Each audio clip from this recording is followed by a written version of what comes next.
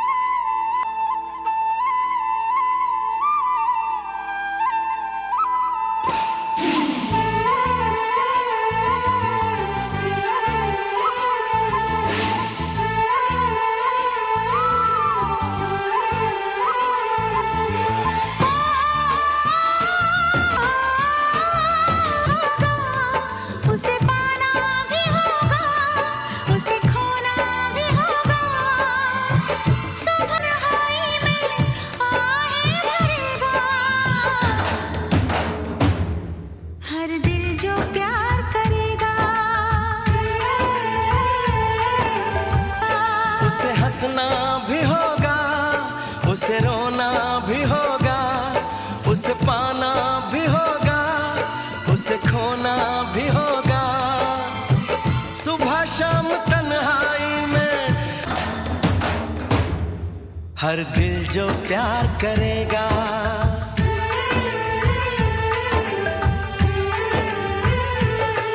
हर दिल जो प्यार करेगा, हर दिल जो प्यार करेगा।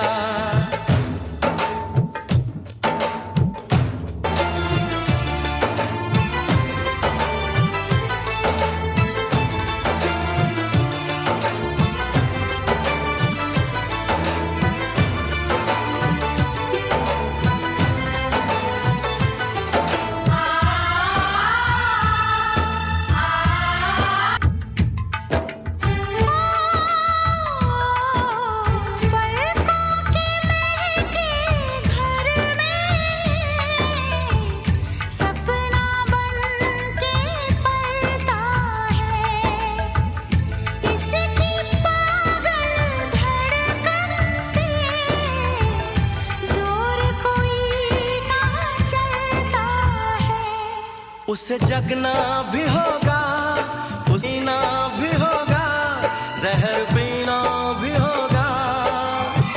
किसी के हंसी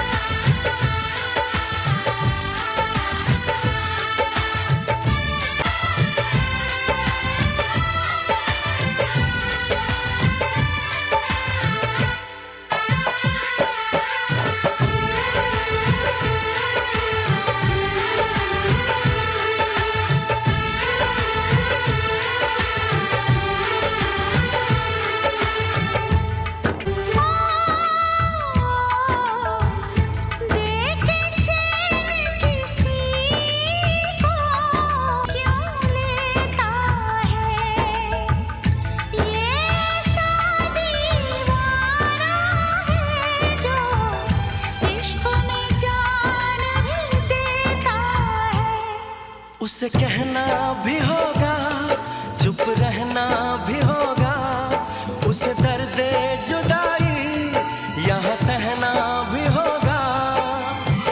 लाख झुकाए कोई वो ना हर दिल जो प्यार करेगा,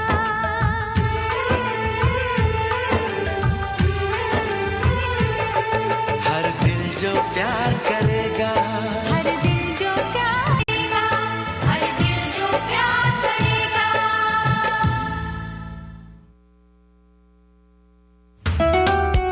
Time has come. Burn fire. Make it your choice. Something for everyone. 975 FM. Music for you. It's all about you. U97.5 FM, Hot Like Pepper, multicultural radio. Power to the listeners. It is now time for Major News to You by Crystal Beverages Company, Super Quality Supermarket, Sheikh Elisha Limited, and the Trinidad Day.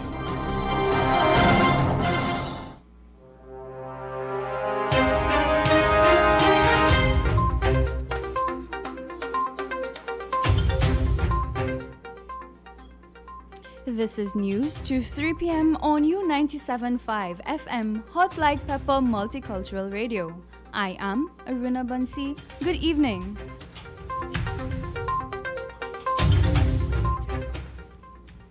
Abu Bakr arrested as protests rage in Port of Spain. Politician Ford Abu Bakr was arrested by police. This protest intensified in the capital city. There were several protests in various parts of the city and at Silos, Beetham Estate, Lavantil and Cocorit.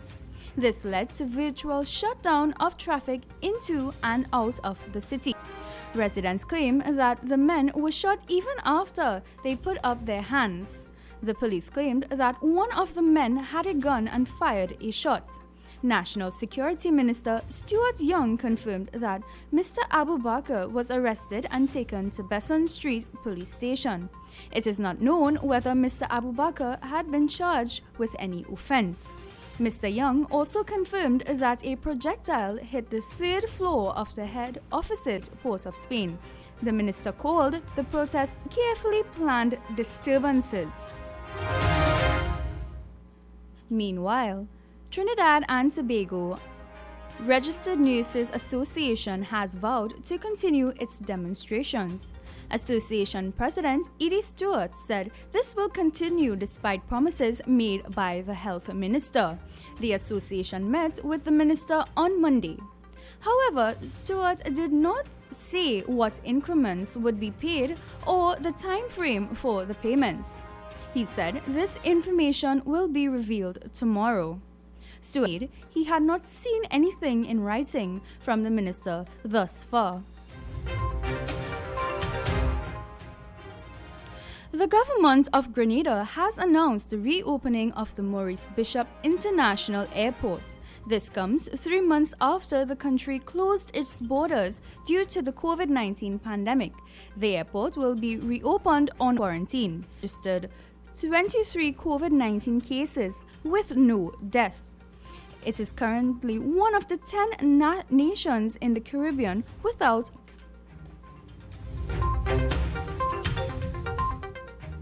coronavirus spreads in Afghanistan. The cracks in the country's health system are starting to show. We hear more in this BBC report. It's a battle just to breathe for Nazir Ahmed, with hostages with an oxygen to his face and a cylinder nearby. So many Afghans are being forced to do the same. The price of oxygen has doubled in recent weeks. The government should at least provide us with oxygen, his cousin tells us. Oxygen is expensive. I've been speaking to a number of doctors anonymously. Many are angry. Money meant for patients died because there was no staff to take care of them. Their relatives even fought and broke. health department nor growing after a series of investigative news reports in the local media. In this leaked audio message, a man offers to sell ventilators he claims are stolen from the government and smuggled out the country.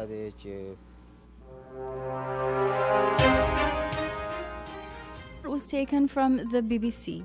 You by Crystal Beverages Company, super quality. San Fernando. They offer blood pressure, blood sugar, cholesterol, and pregnancy. RS Building, Rochelle Douglas Road, Barrackpore, GN Building in Pinal, and C3 Center, Current Village.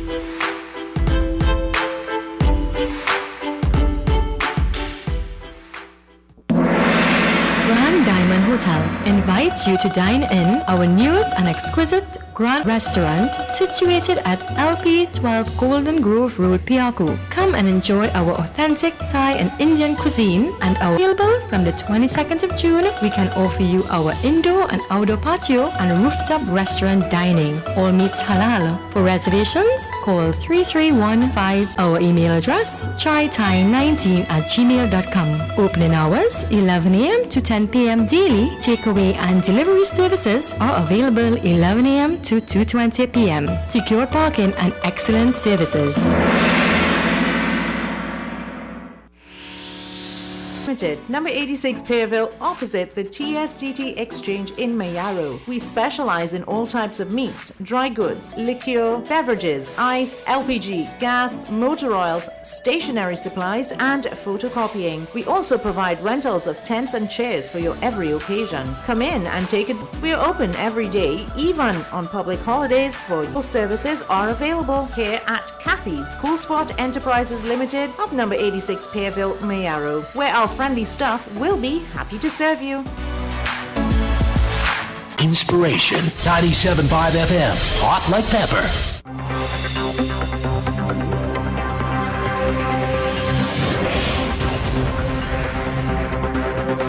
.309 in Trinidad and Tobago on a wet day.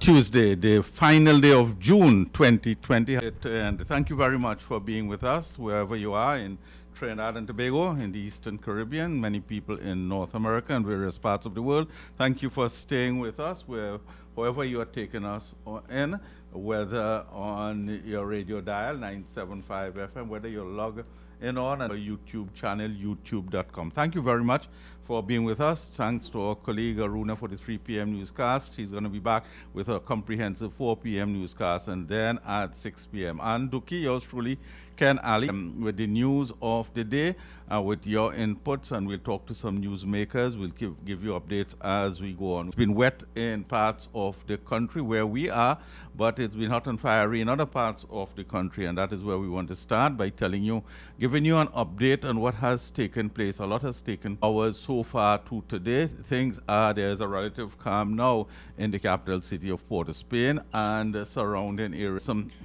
There were some heated protests this morning, and they all stemmed from the killings last weekend at Second Caledonia in Morva. The residents said at least one person put up his hands, and they were in a surrender mode. They were all 3 killed. Now, the police commissioner had said that has nothing to do with the earlier killing of an officer in that very same community of Morva. Led to some protests yesterday in the Morva area. It spread early morning into areas of Port of Spain, the capital city, George Street, Oxford Street, several other streets. It went into Beetham Estate, Beetham Gardens, Sealots, and then there were protests in Laventille and Cocoreet. And we also hear, without confirmation, that some in the Marval community lit across the streets, certainly the highway of the Beetham Highway, all the access roads in and out of the capital city area. But they were essentially locked down. That led of the Senate, the committee's meeting not taking place. That led to a shutdown of businesses in and around the capital city. By midday, and I'll come back to the incidents in a little while, by midday the U.S. Embassy had issued a statement to advise its nationals, and because they clearly don't have any visitors coming in at this time, about the state of the country, and they talk about riots, and they identify the areas and so on.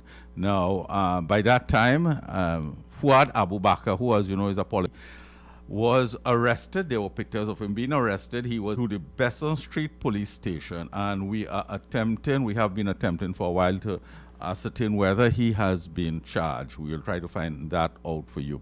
The police moved in. There were some detachments of the army also, and the peace. There was a firing at a building of the Ministry of some earlier reports that it could have been a bullet, but the minister said that there was a projectile. As we speak, I'm getting a report of attempts to block the highway in the Maloney area. Afternoon, things had gotten a lot easier. The police were in charge.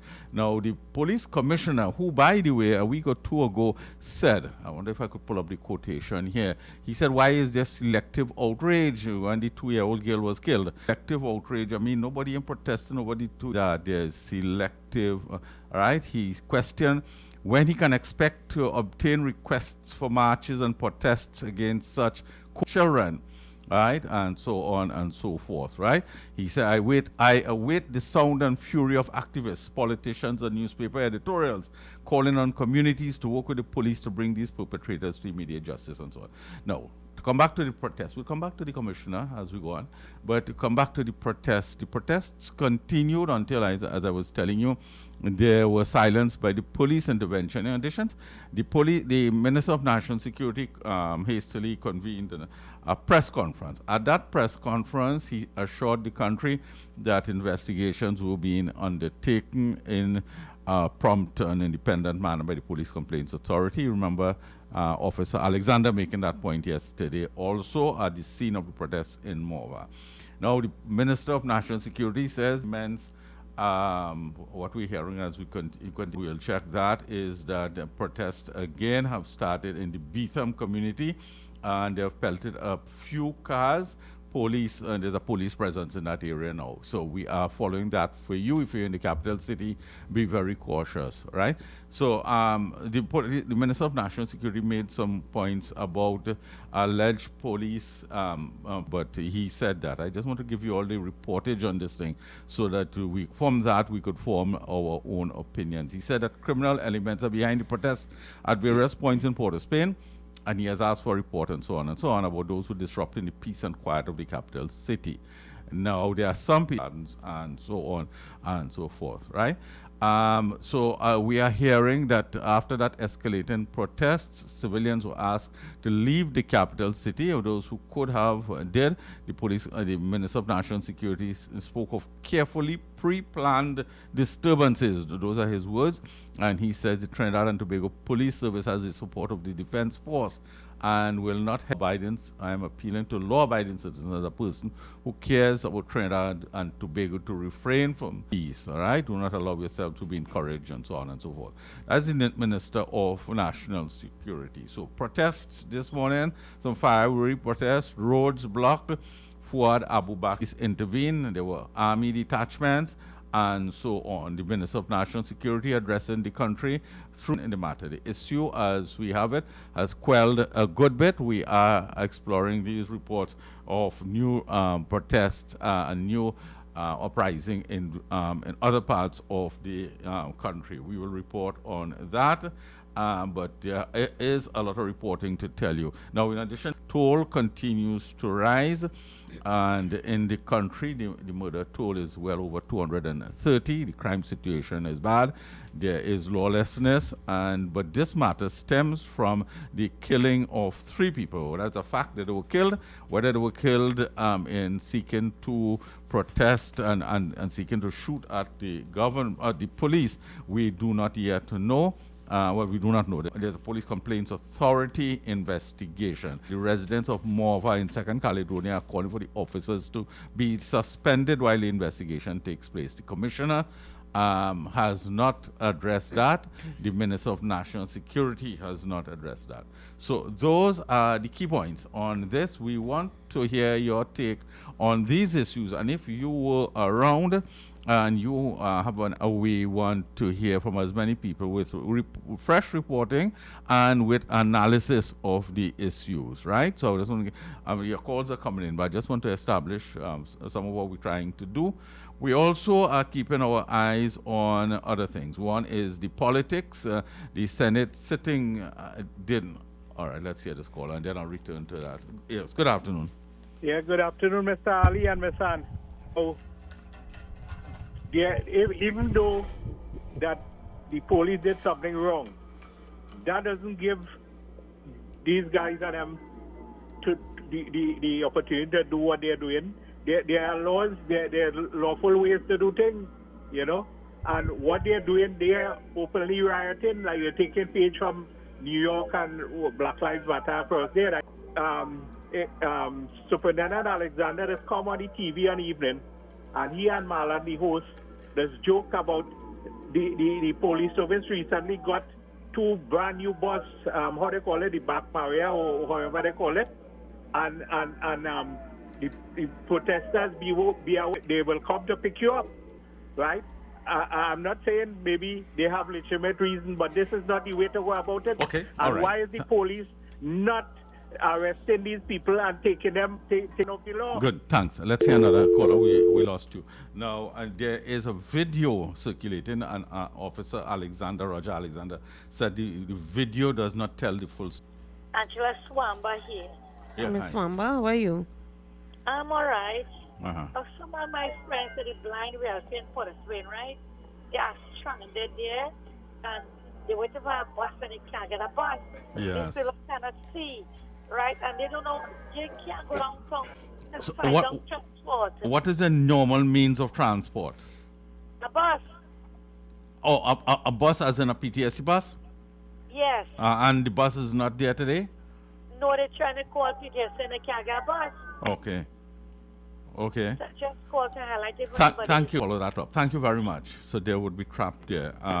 Good. Good afternoon, Ken.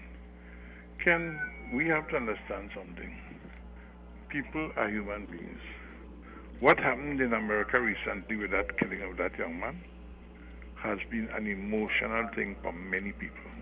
Especially when it's happening, it is understandable that people could get emotional.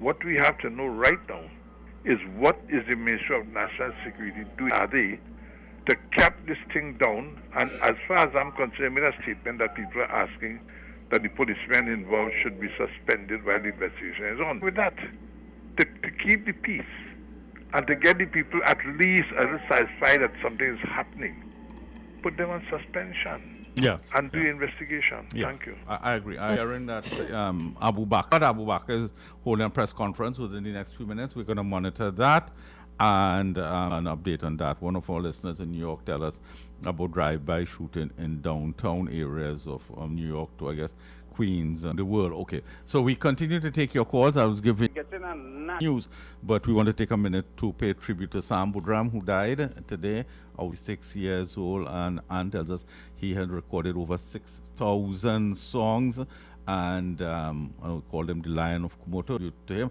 we imagine our colleague Mukesh would pay much more tribute and play his music. Because I listened to my deceased father, I used to listen to him. I think they sing together for many, many years.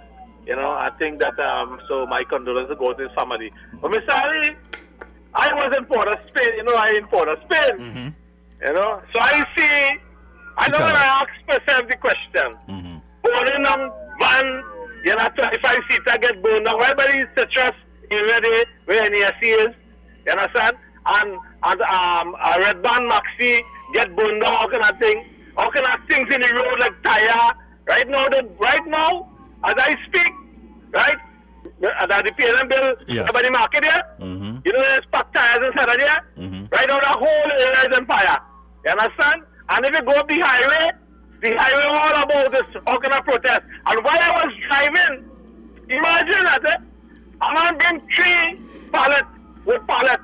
You understand? And, you know, because trust me, Mr. Ali, I want to come out there and move it and show them I can move it. But then again, so often, God work in mysterious way. I end up passing and things. And if you see the kind of chaos that's going on, always for the Silas area, Mr. Ali, you could see the police and them. You understand? Where? Motormouth, you understand? Business place and police trying to close down only. You understand? Sick of them people, them. You understand? There are ways and means of doing things. And the way Short Young, remember Short Young went, but nobody, the place I'm telling you, Venezuela, and humble yourself. Why is Chocha going in the bomb? Hey, no more so basket, but all the cool yourself. If you can't go there, high scale. 325 continue to discuss this matter today. We have other things we'll talk about as we go on, but the crisis and the chaos and the riots in Port-of-Spain and other areas is our priority issue this afternoon. Good afternoon. Good afternoon, Mr. Ali and Ms. Ann. Good afternoon. Yeah, what I think happening at the moment, Ken, is this Port-of-Spain. I think it feels an emergency. So what is happening there now? It is in their favor at the moment. You think so? Yeah, so I think that the more it goes on, it's better because they plan. I think that they have that plan up their sleeve right now. Okay. To declare a limited state of emergency. Thank you so much. Good afternoon. Good afternoon, Ken and again. I use it for crystal ball. Tomorrow, Fitzy plus Stuart Young plus I don't believe Marlene and the Montreal as the means for getting the resources to help these people who was locked down so long to come out now to protest to get something in their pocket. What have I said? Thank you very much. Good afternoon. Good afternoon, Ken. Hi. Let me assure you, the listeners, and in particular, just spoke to the manager. The bus normally comes for 4 o'clock, and the bus will be there at 4 o'clock once there is no street interruptions. Good. Okay, that's good. Thank you, Bhavani. Thank so you. that people need not panic with this kind of situation. Now, I just want to make a quick comment. 1, 2 wrongs don't make a right. Can't it just get bad? And you might have to amputate your foot or your hand or wherever. Well, you know this has been a problem for many years. Let's be serious. Under different incarnations. And now the thing get bad, so you expect this kind of... And how come the Ministry of National Security, they always jump and say, well, intelligence tell us that this and intelligence tell us that. How come they didn't pick up no intelligence on this current situation? Yeah. You hear all these things. Yeah. You hear all these phrases they use. Just a curious question. Yeah. And I hear the minister, I listened to the press conference, Yes. and the minister had a very soft spot. He didn't say, well, look, we're going to go in there, we're going to have a few or something just say, well, sometimes these bullets do fly, and it was, some kind of thing that hit him. When I sit down waiting for the 3 o'clock hour to listen to your program, and thank you. At 2:45 I know, you know why. But today was different. What is interesting to note is that these protests, and to find out rather, is this protest emanating generally from the areas that are affected? Secondly, the protesters that. Secondly, what in these protests? Because if it is, right, gang involvement, the blame must be laid straight on the face of the PNM, because they've encouraged, they have not done any. Let me put it the other way. They've not done anything. They know how many gangs. Gary Griffith he give you good statistics, all right? But and also is that contrang criminals, and the criminal culture has been allowed too long to fester in places like Port-of-Spain, and today the whole country is going to suffer as a result, all right? And when I heard when the government press conference, this Minister of National Security wasn't, you're treating again a huge, massive, complicated problem like this with kids' love. I thank you so much, sir. Thank you, sir. Now, I want to share my thoughts on this, and we'll take your calls again in a little while. This is, you see monkey do, and I have been talking about the U.S. protests in which we, let's take the call. I will return to the point in a while. Good afternoon. Good evening, Mr. Ken. Good evening. Well, I only hope your young have a footage showing Munilal Pain was for them criminal and Napa, because everything happened They already done already a carefully planned riot, and he is a man. And there were these protests in the U.S. recently that inspired and motivated a lot of action. There's a strong element of lawlessness, right? And we imported the protest here. We had no reason really for a protest, but we were in an aggressive mood and a fiery mood in the light of what happened in the U.S. Now, we have a reason here. There is a term called extrajudicial killing, which is the police has killed people in cold blood, and which is, we could talk about all kinds of things, but the core issue, lawlessness or fiery protests and so on. Let's take a call. But we missed this one. What we must examine this matter very closely of continued police killing of people who are unarmed and not threatening to the police. No, these 17-year-old guys don't have much public support because of the crime situation in the country. But it does not make what the police did, assuming the police killed them in cold blood while they had surrendered, it does not make that right. Good afternoon. I want to say good afternoon to you, Ken. Afternoon. And good afternoon. And Ken, you earn my respect more and more with that comment make there. From behind the bench, I thank you, Ken, for next to say that but we are next race or our next religion, understanding the crisis and the problems we have here. We never had these problems ourselves.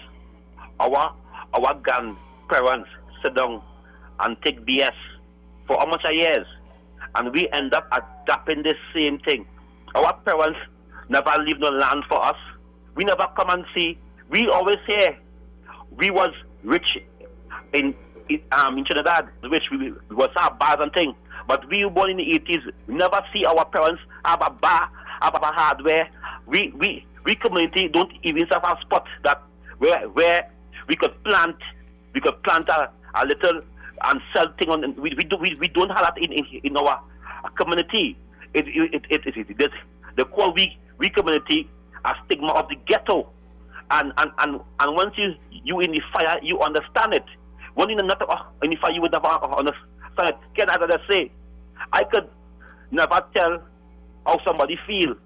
I could understand what they're saying, because if somebody lost a mother or a son, I can't tell feeling at all, because I do not know how that person feels inside. But I could, because I put myself in the same position. If I lost my mother or somebody close to me, how my body got turn and how I got feel. Can the resident out there was protesting? I get called very early in the morning. They said, Kingsley, we wanted to highlight it. We wanted to come and give you support. They are asking for the officers who shoot the three vehicles, officers was there, to be suspended forthwith.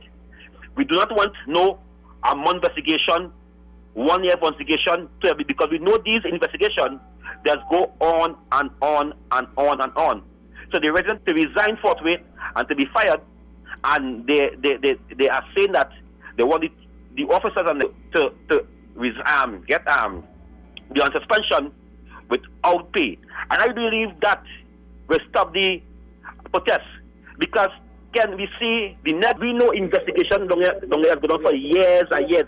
There's men in the court 15 years, 16 years in the court, that's waiting for a trial.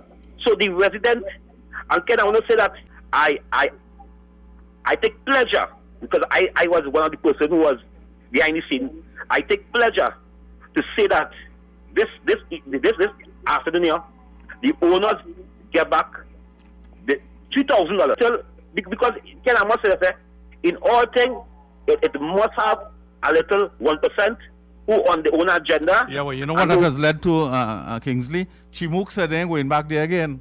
No, well, they get the money. And you can't blame Chimook. Chimook has been servicing that community for years. Before you born. Yes, for years. 100 years plus. Chimook to decide. But they still they say how they're going to run back service by tomorrow. Okay, well, that's good. Okay, so it was one love, one. Do not rob people. Do not interfere. Okay, Kingsley, thank you. Yeah, but you see those little miserable boys, they have guns. And this, Chimok, I think it's Robert Chimok, has run that bakery in downtown Port of Spain. He and his family for years, and they've serviced that area of Morva and so on and so forth. And right. So, you see, these things must be properly investigated, and justice must not only be done, it must be seen to have been done. You remember someone in 2014, 2 men get shot in some fact with some police officer, and when they leave, they're coming on the road, bam, bullet, dead on the road. Then in Barco, the same thing happened in Session. We cannot have extrajudicial killings in this small little country. Do proper investigation and take appropriate saying. People are saying, oh, the police gone wrong, 2 wrongs don't make a right. Hey, if your brother, your son, your husband, your father get in a situation, you think you have time to think about going to court, to go make a report and wait, and the fact of the matter is who you're going to report to. Caesar was after he was dead. Yes. Hey, you're so thank right. you again. Yeah, thank you very much. And those are the things that color people's response. It does not make it right. We want to say it over and over, and we denounce all forms of lawlessness and violence. But that is the backdrop to policing in Trinidad and Tobago. Good afternoon. Where monkey see monkey, do I like that? I like Kingsley by a 5 minutes over. Well, he was on the scene. He was on the scene today. We wanted to hear his story. Yeah. No, I just listened to him. Now, what I want to say, Ken, in addition to all of that, I remember I was on the food getting bad, right? What has the MPs who have been serving, especially from Laventille West, power the people of those communities so that they could think better, they could act better, they could be more responsible in his tenure as an MP? Yes. Well, you know, these politicians have a way of wiggling their way out of this. I'm sure before the day is through. In all of this today. I'm sure before the day is through, he will put a post on social media, and we will get his take on it. But you're right, all the politicians, in this election season, and in the midst of that, you heard what the Minister of National Security is saying. He again is blaming the opposition for what you see. Anytime we continue to duck the real issues, it would not go away. We have to face it frontally and say this is an issue we have where the police have been taking the law into their own hands. But the police get a soft landing. People support them because of the high lawlessness in the country. You give a number of people. Many people say lynch them in Woodford Square. You know, you understand? But that is lawlessness which we can't condone. They have to remember our police laws are different from the United States. Yes, no. That's one thing.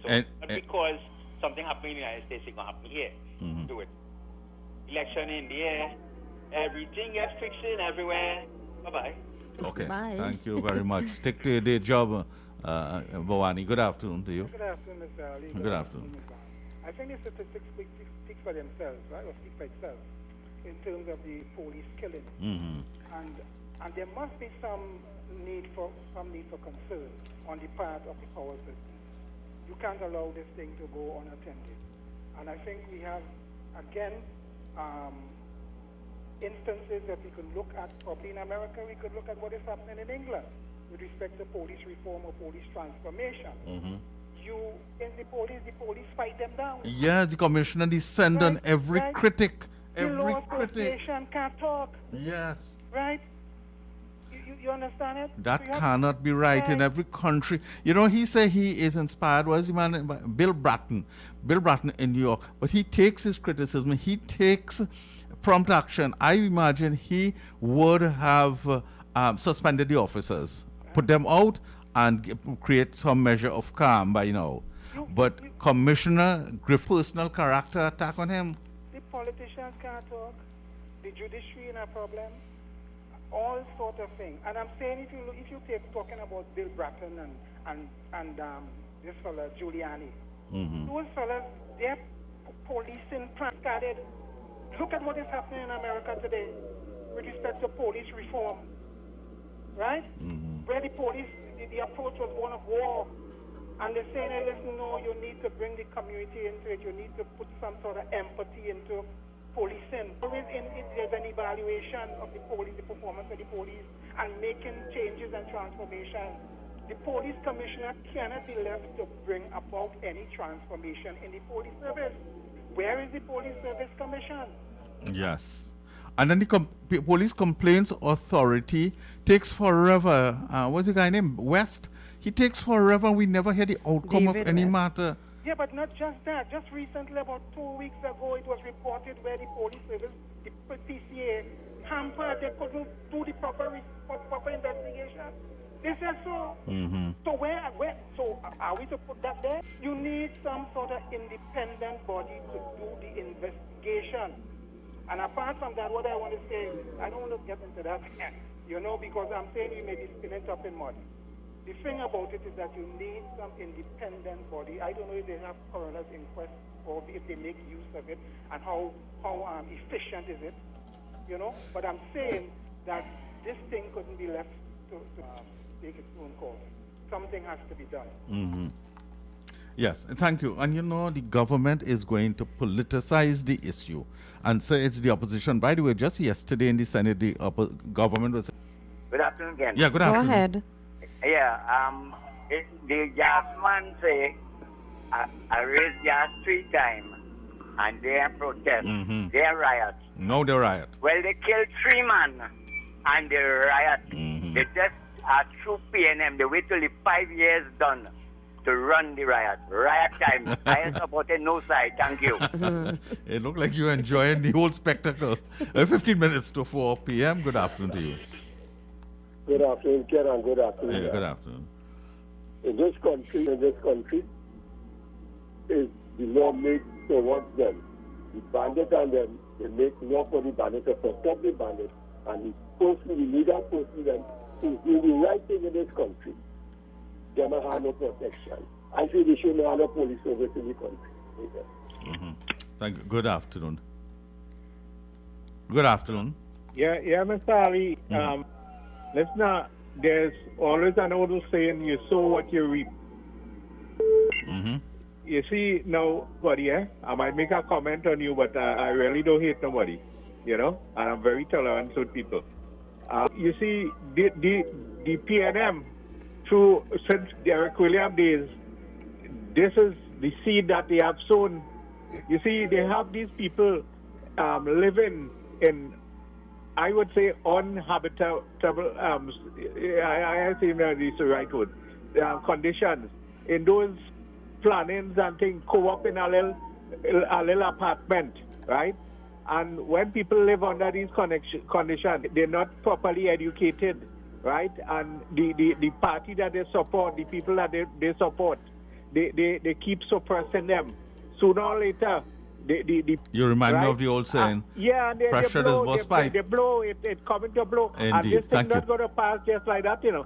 Thanks, Mr. Ali. They have to find a solution to this issue, and the heavy-handedness of the police. It has to, Commissioner himself has to be more tolerant of criticism and so on. Good afternoon to you.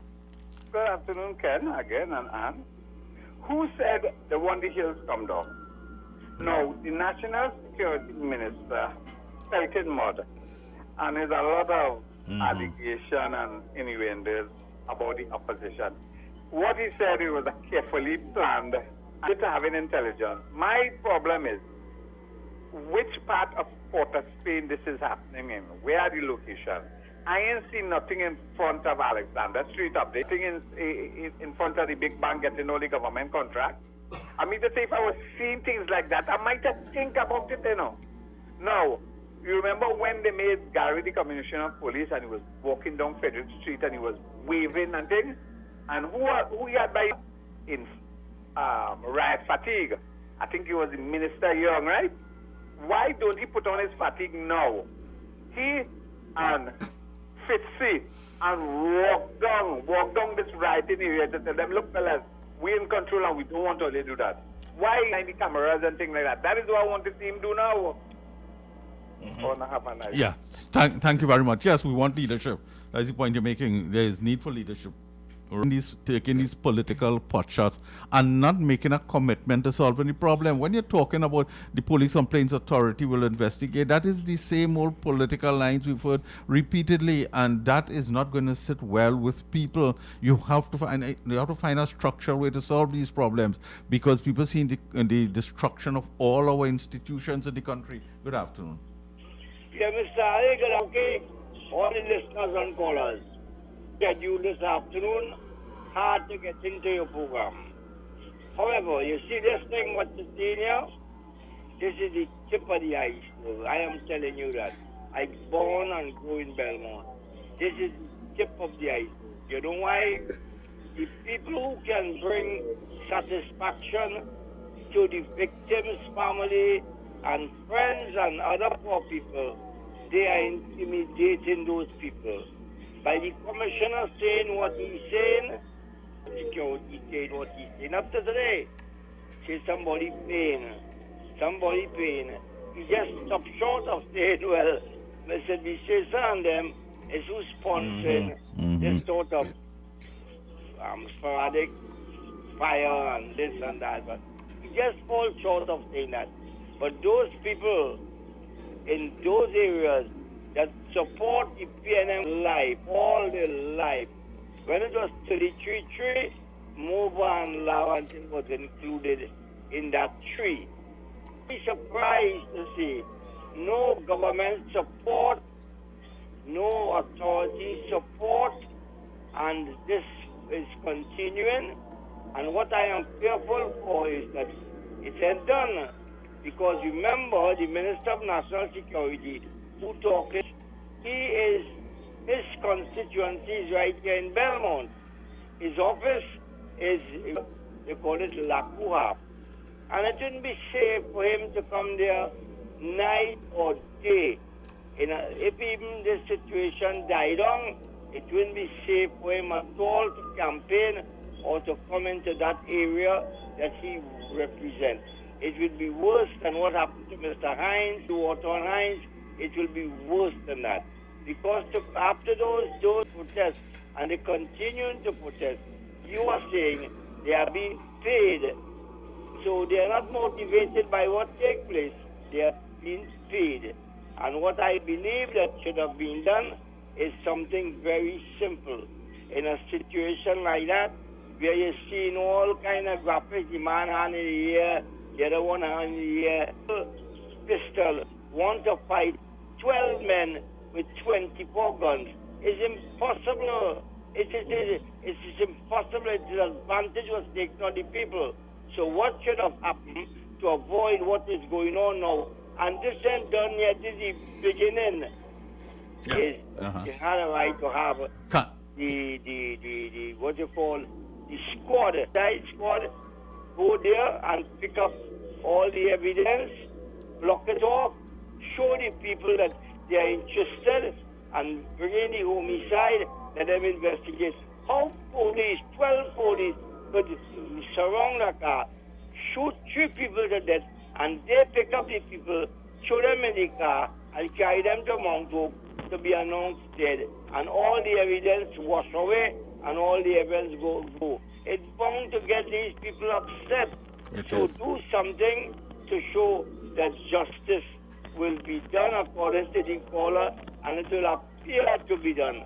Otherwise, it wouldn't be safe for those hang up on marriage. No. Thank you very much. We're heading to the newscast, and that's why. But you're right. Thank you very much. I share those thoughts. Now, a statement just coming in from the police service continues to show us is saying that it was a well-orchestrated plan to destabilize the country by a few, and he continues to talk about gangsters and so on. Let's take this call quickly. Good afternoon to you. Mr. Ali, good afternoon. Good afternoon. Amizuki, good afternoon. Afternoon. There's a saying of this situation in Port of Spain, Mr. Ali, coming attraction. What you sow, you reap. You didn't take time to educate these black boys. They close down gas is for place of learning. They push way along the place. And they put all the boys with teaching the boys food for all from school to the class and all kind of things. And this PNM government signs and all them shut down the place and for gas 54. In place, the story is not over yet. There is a lot of disquiet throughout the country, and as you know, there were protests not only in the capital city, far off as Cocorite and so on. We will monitor all of this, and we continue to give you the updates after the 4 p.m. newscast. A&S Hardware and the General Contractors Limited of 107 Bonaventure Road in Gasparillo for all your hardware materials from foundation to finish. Not forgetting all your general contracting needs. We have it all at A&S Hardware and the General Contractors Limited, located at 107 Bonaventure Road in Gasparillo. Just call Tiki Ali at 650-2180. Wholesalers and retailers of plywood, an assortment of lumber, galvanized pipe, hollow section, and steel. Customers can enjoy special prices on white pine and pitch pine doors. Kathy's Cool Spot Enterprises Limited, number 86 Pearville, opposite the TSTT Exchange in Mayaro. We specialize in all types of meats, dry goods, liquor, beverages, ice, LPG, gas, motor oils, stationery supplies, and photocopying. We also provide rentals of tents and chairs for your every occasion. Come in and take advantage of our specials at reduced prices on liquor, wholesale and everyday, even on public holidays for your convenience. TT Post services are available here at Kathy's Cool Spot Enterprises Limited of number 86 Pearville, Mayaro, where our friendly staff will be happy to serve you.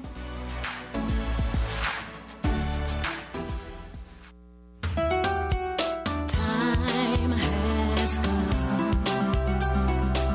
New 97.5. Make it your choice. Something for everyone. 97.5 FM. Music for you. It's all about you. 97.5 FM, Hot Like Pepper, multicultural radio. Power to the listeners. It is now time for Major News to the Hour, brought to you by Crystal Beverages Company, Super Quality Supermarket, Sheikh Elisha Limited, and the Trinidad and Tobago News Day.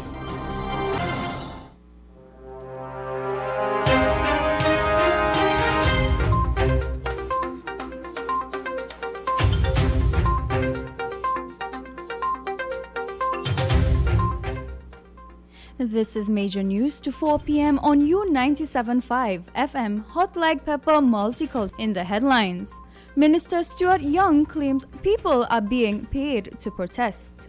The U.S. warns its citizens about rioting in TNT. More murders are being recorded in the country.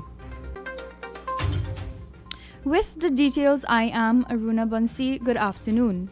National Security claimed that people were being paid to protest in Port of Spain and elsewhere.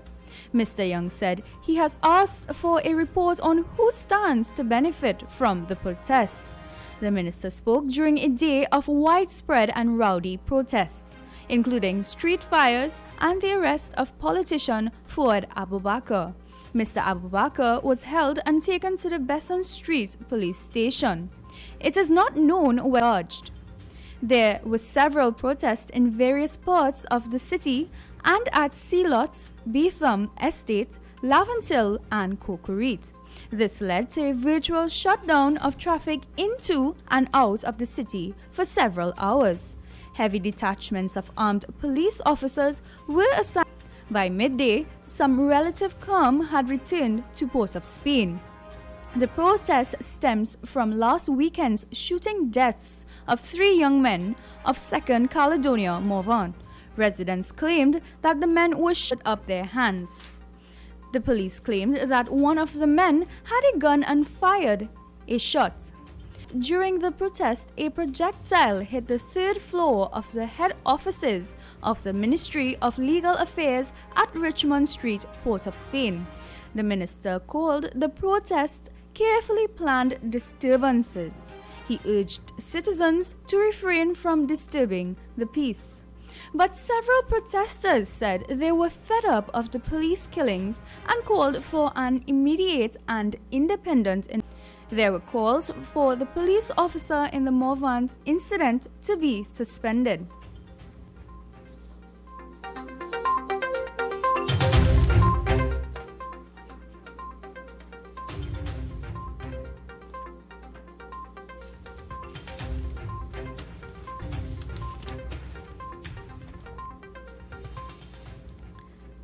The United States authorities have issued a brand new travel to its citizens about Trinidad and Tobago following the public are being warned to avoid the Beetham Highway, East Port of Spain, Marival and other areas. Been riots and exchange of gunfire.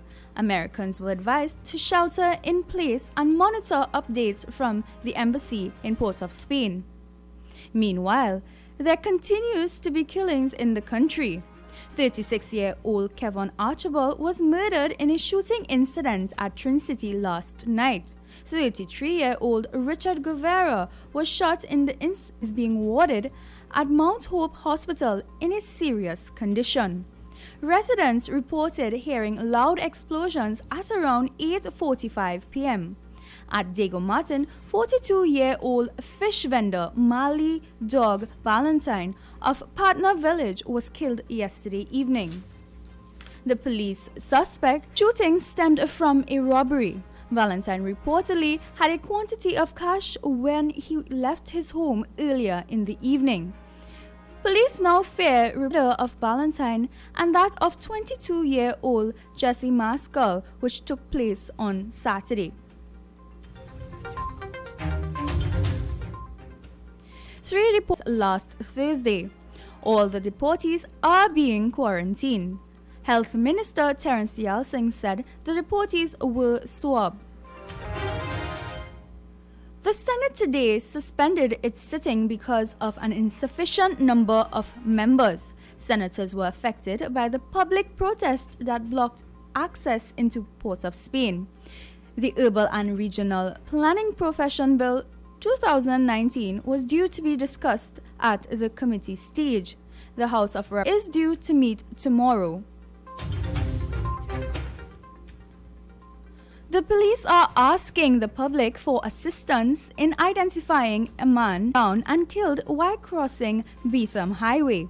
The man was of African descent, wearing a Rastafarian hairstyle, and was wearing a black top and white pants. Anyone with information is asked to contact Besson Street Police Station. Tributes are pouring in for Indian classical and chutney singer Sam Budram, who passed away today at age. Lion of Komodo is said to have recorded around 6,000 songs during a career that began in 1947. He was well respected in the music industry for his wide repertoire and for his humble manner.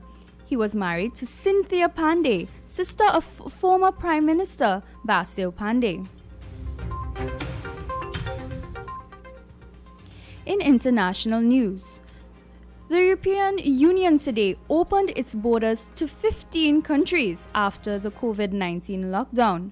But those countries do not include the United States, which has recently seen a surge in the number of infections, seen a downward path in the number of infections after reaching a high in March.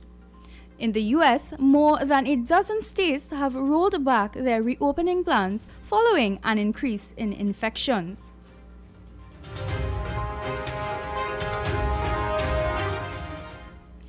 Here's a look at the weather. Trinidad and Tobago. Partly street flooding may accompany heavy showers and thunderstorms. Temperatures are 31 degrees Celsius. Seas are moderate with waves measuring up to 2 meters in open waters and less than 1 meter in sheltered areas. Low tide is expected at 4:56 p.m. Sunset is expected at 6:31 p.m. This was major news to 4 p.m. on U97.5 FM, Hot Like Pepper Multicultural Radio. Continuing is the program Politics 2020 with Mr. Ken Ali and Miss Ann Dookie. I am Aruna Bansi. Good afternoon.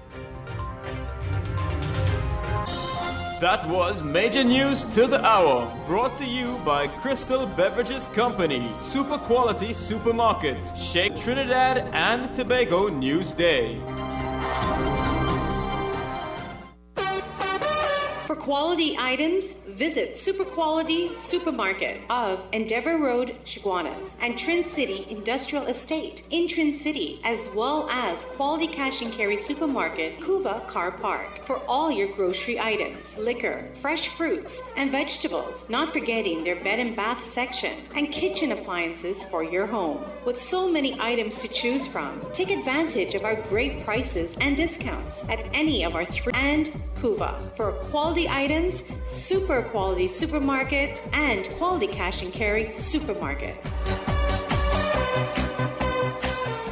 Hurry to 3C Tool Rentals, number 77 Bonaventure Road, Gasparillo, for your business and personal tool and rental needs. Available for rent: coring machines, compactors, concrete vibrators, demolition hammers, drills, saws, scarifiers, pressure washers, generators, welding units, trash pumps, hydrostatic test pumps, and so much more. We offer free transport in and around Gasparillo and at very competitive, or call us at 650-2362 or 789-4581 for more information.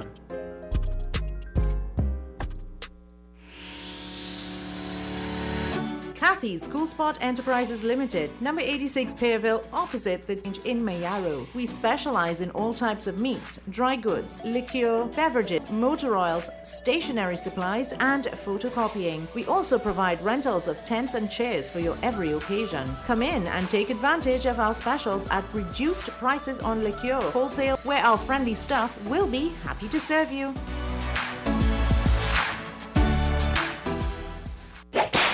Fact. Talk Your Talk is back. This is Mukesh Baburam inviting you to join me right here on U975 FM for the return of Talk Your Talk this Monday, 29th June from 6 to 9 p.m. Enjoy your favorite segments and feel free to make your comments at Talk Your Talk.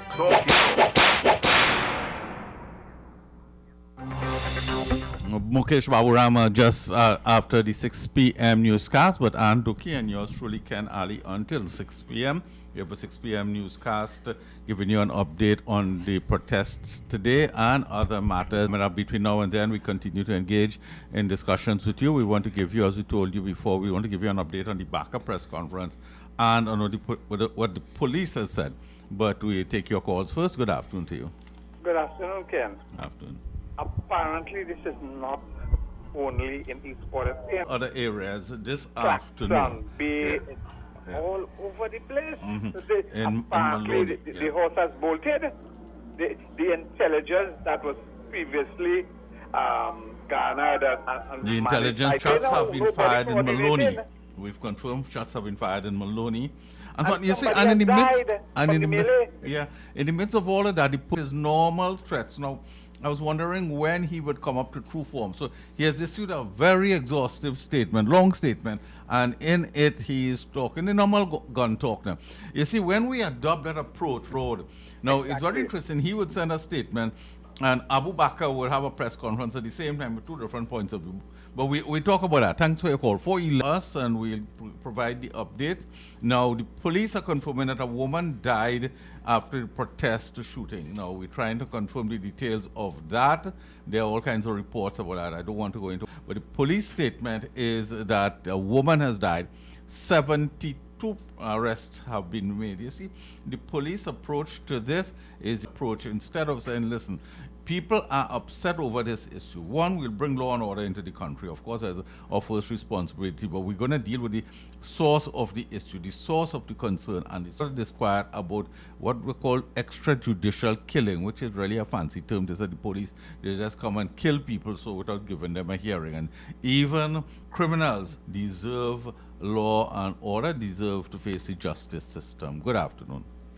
Good afternoon, Ken and Mr. Key. Ken, I moved here 5 years ago. And when I moved here in my entire life, and I've traveled extensively, whenever I pick up the newspaper, I always read about a child getting hurt at school, a cabinet falling on a child, a child getting killed, kidnapped, raped, and then you read all these young black men getting shot, and these were probably on the streets working as drug guys. They run bars. They have their hands on everything, even contracts. You see, this protest that's happening right now, a lot of people don't understand it, but you couldn't go deeper into it because Kingsley, you're treading on very, very still water that runs very deep. This whole protest is just the tip, and when the government will be terrified because right now they're frightened of an uprising, and you could only hold and suffocate people so much and stifle them that when you do that enough, they will come up for the last gulp of it and they will take you down with them. I'm so sorry for Abu Bakr. I hope he has Alan Ramlogan as a lawyer, because Alan Ramlogan is doing a lot of constitutional law cases from what I've seen. But this is just the tip of the iceberg. And let me tell you something. When Sandman was going down and they do that big killing up there, do you know what the police did? They went on a banging down doors, breaking into houses, ransacking people's houses, and then they leave in. And if you say this police brutality, police force, oh my God, you better shut up because they will come after you. I tell the people today, you stand on your ground and you ask, don't destroy the properties out here, because guess what? There is more contracts for them to do more makeover and spend more money, and it wouldn't come in with community. We've got to stand up, and this is only the tip of the iceberg. And Womantra finally stand up. They say, you just see Womantra, they say, yeah, we support them. Where were they in the protest? Hiding. Thanks, Ken. I really am frustrated, but I'm happy that they're doing it. Thank you very much. Well, invoke Sandman into this and tied it into that. And it really is a continuous display to pardon what the lawbreakers have done, and any act of lawbreaking must be properly punished. But we're not going to solve the problem. You see, it's a systemic problem. It is similar in a way to the systemic issues that the Americans protested about the Black Lives Matter. Oppression against people has got to stop. And until that is happening, it's going to be disquiet in the community. Belmont again. Yes, sir. Good afternoon.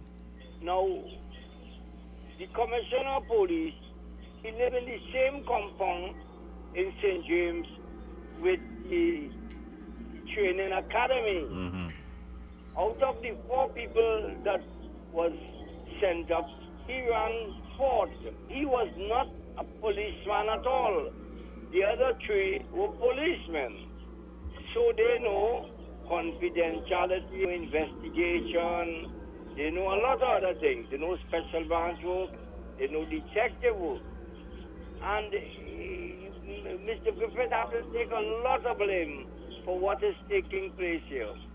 Intimidating the people who are involved and the people who are suffering and the people who are being killed. When he talk about one shot, one, police mandate is not to kill people. Police mandate is to investigate criminality and crime. Mm-hmm. They are given a gun in case they are being attacked or whatever, and that is the source of the problem. So what he should do is to go in the barrack certain days and be trained. You don't have to be trained in giving evidence.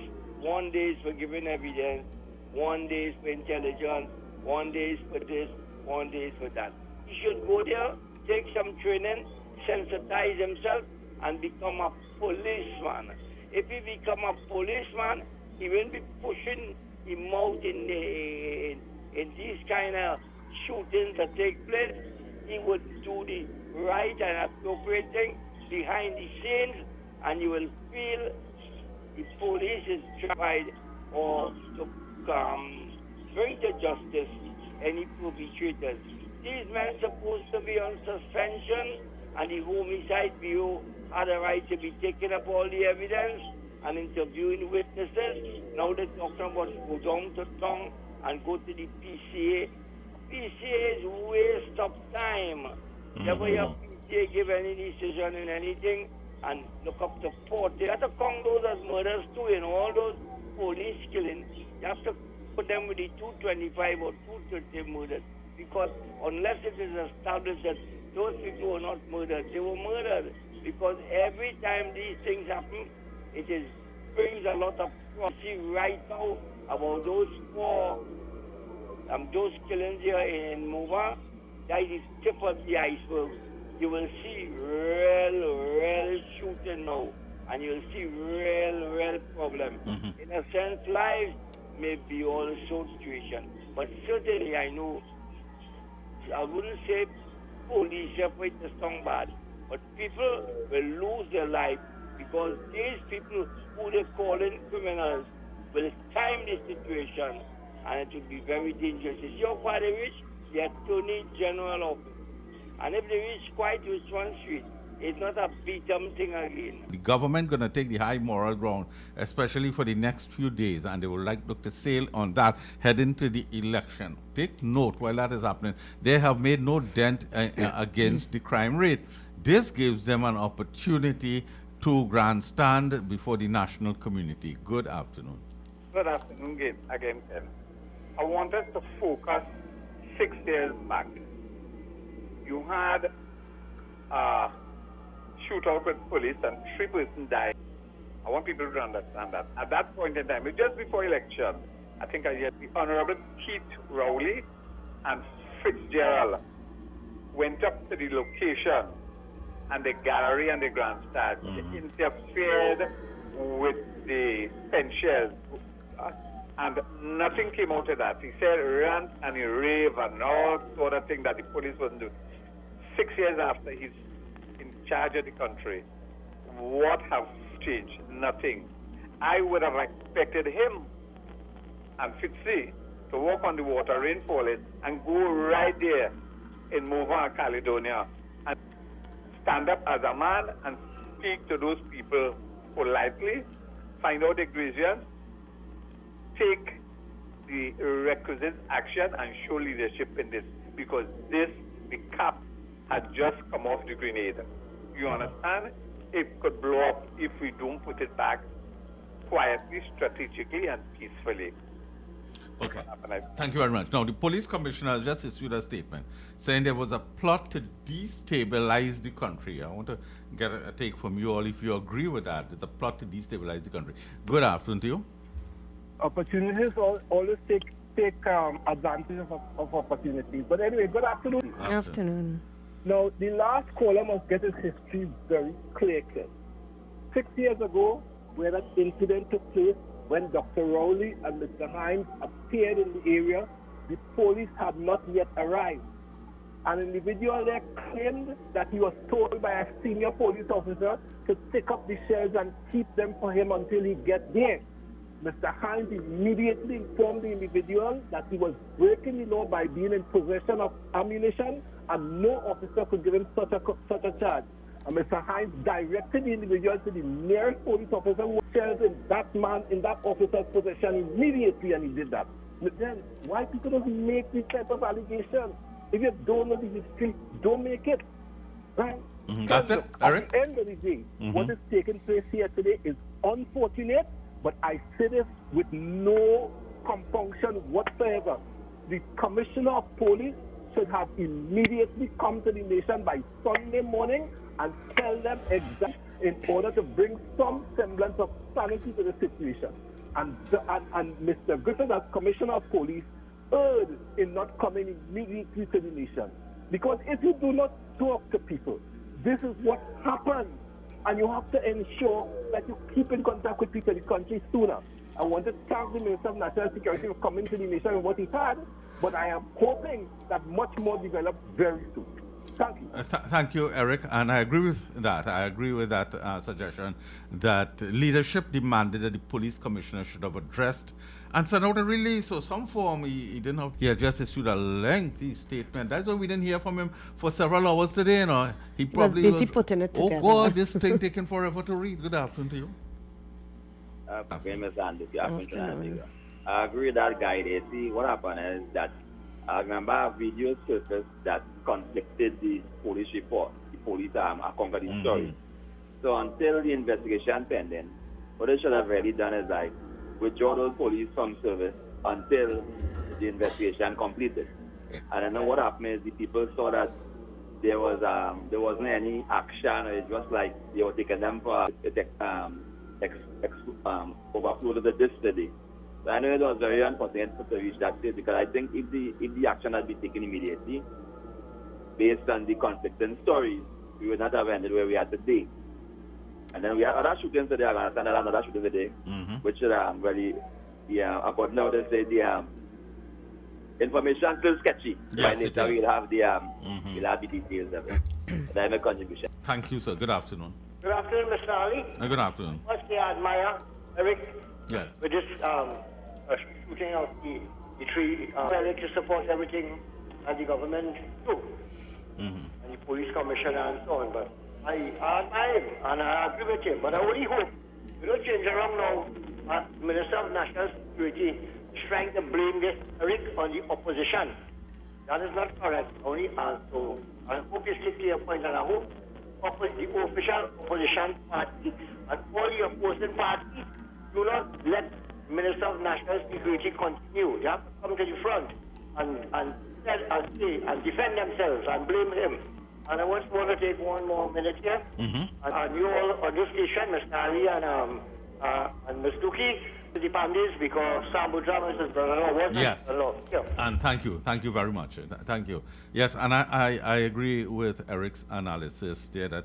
And that's what leadership is all about. Leadership, there are difficult times, there are challenging times, and you come forward. And I think I can't speak for the people of Second Caledonia in Morva, but I have faith in the country and in the system of justice and so on. And he had assured them this, I'm going to act promptly, decisively, and in an independent fashion. He may well have appeased them. Good afternoon to you. Good afternoon, Mr. Ken. Good afternoon. Good afternoon, Anne. Afternoon. Well, it's protests all in UWI in the road, and they're protesting and so on. So it's in UWI and in Tunapuna as well. Are you safe? Yes, I am safe in Kirep here. Yeah. So we don't know when it's reaching here, and I think it reached south as well.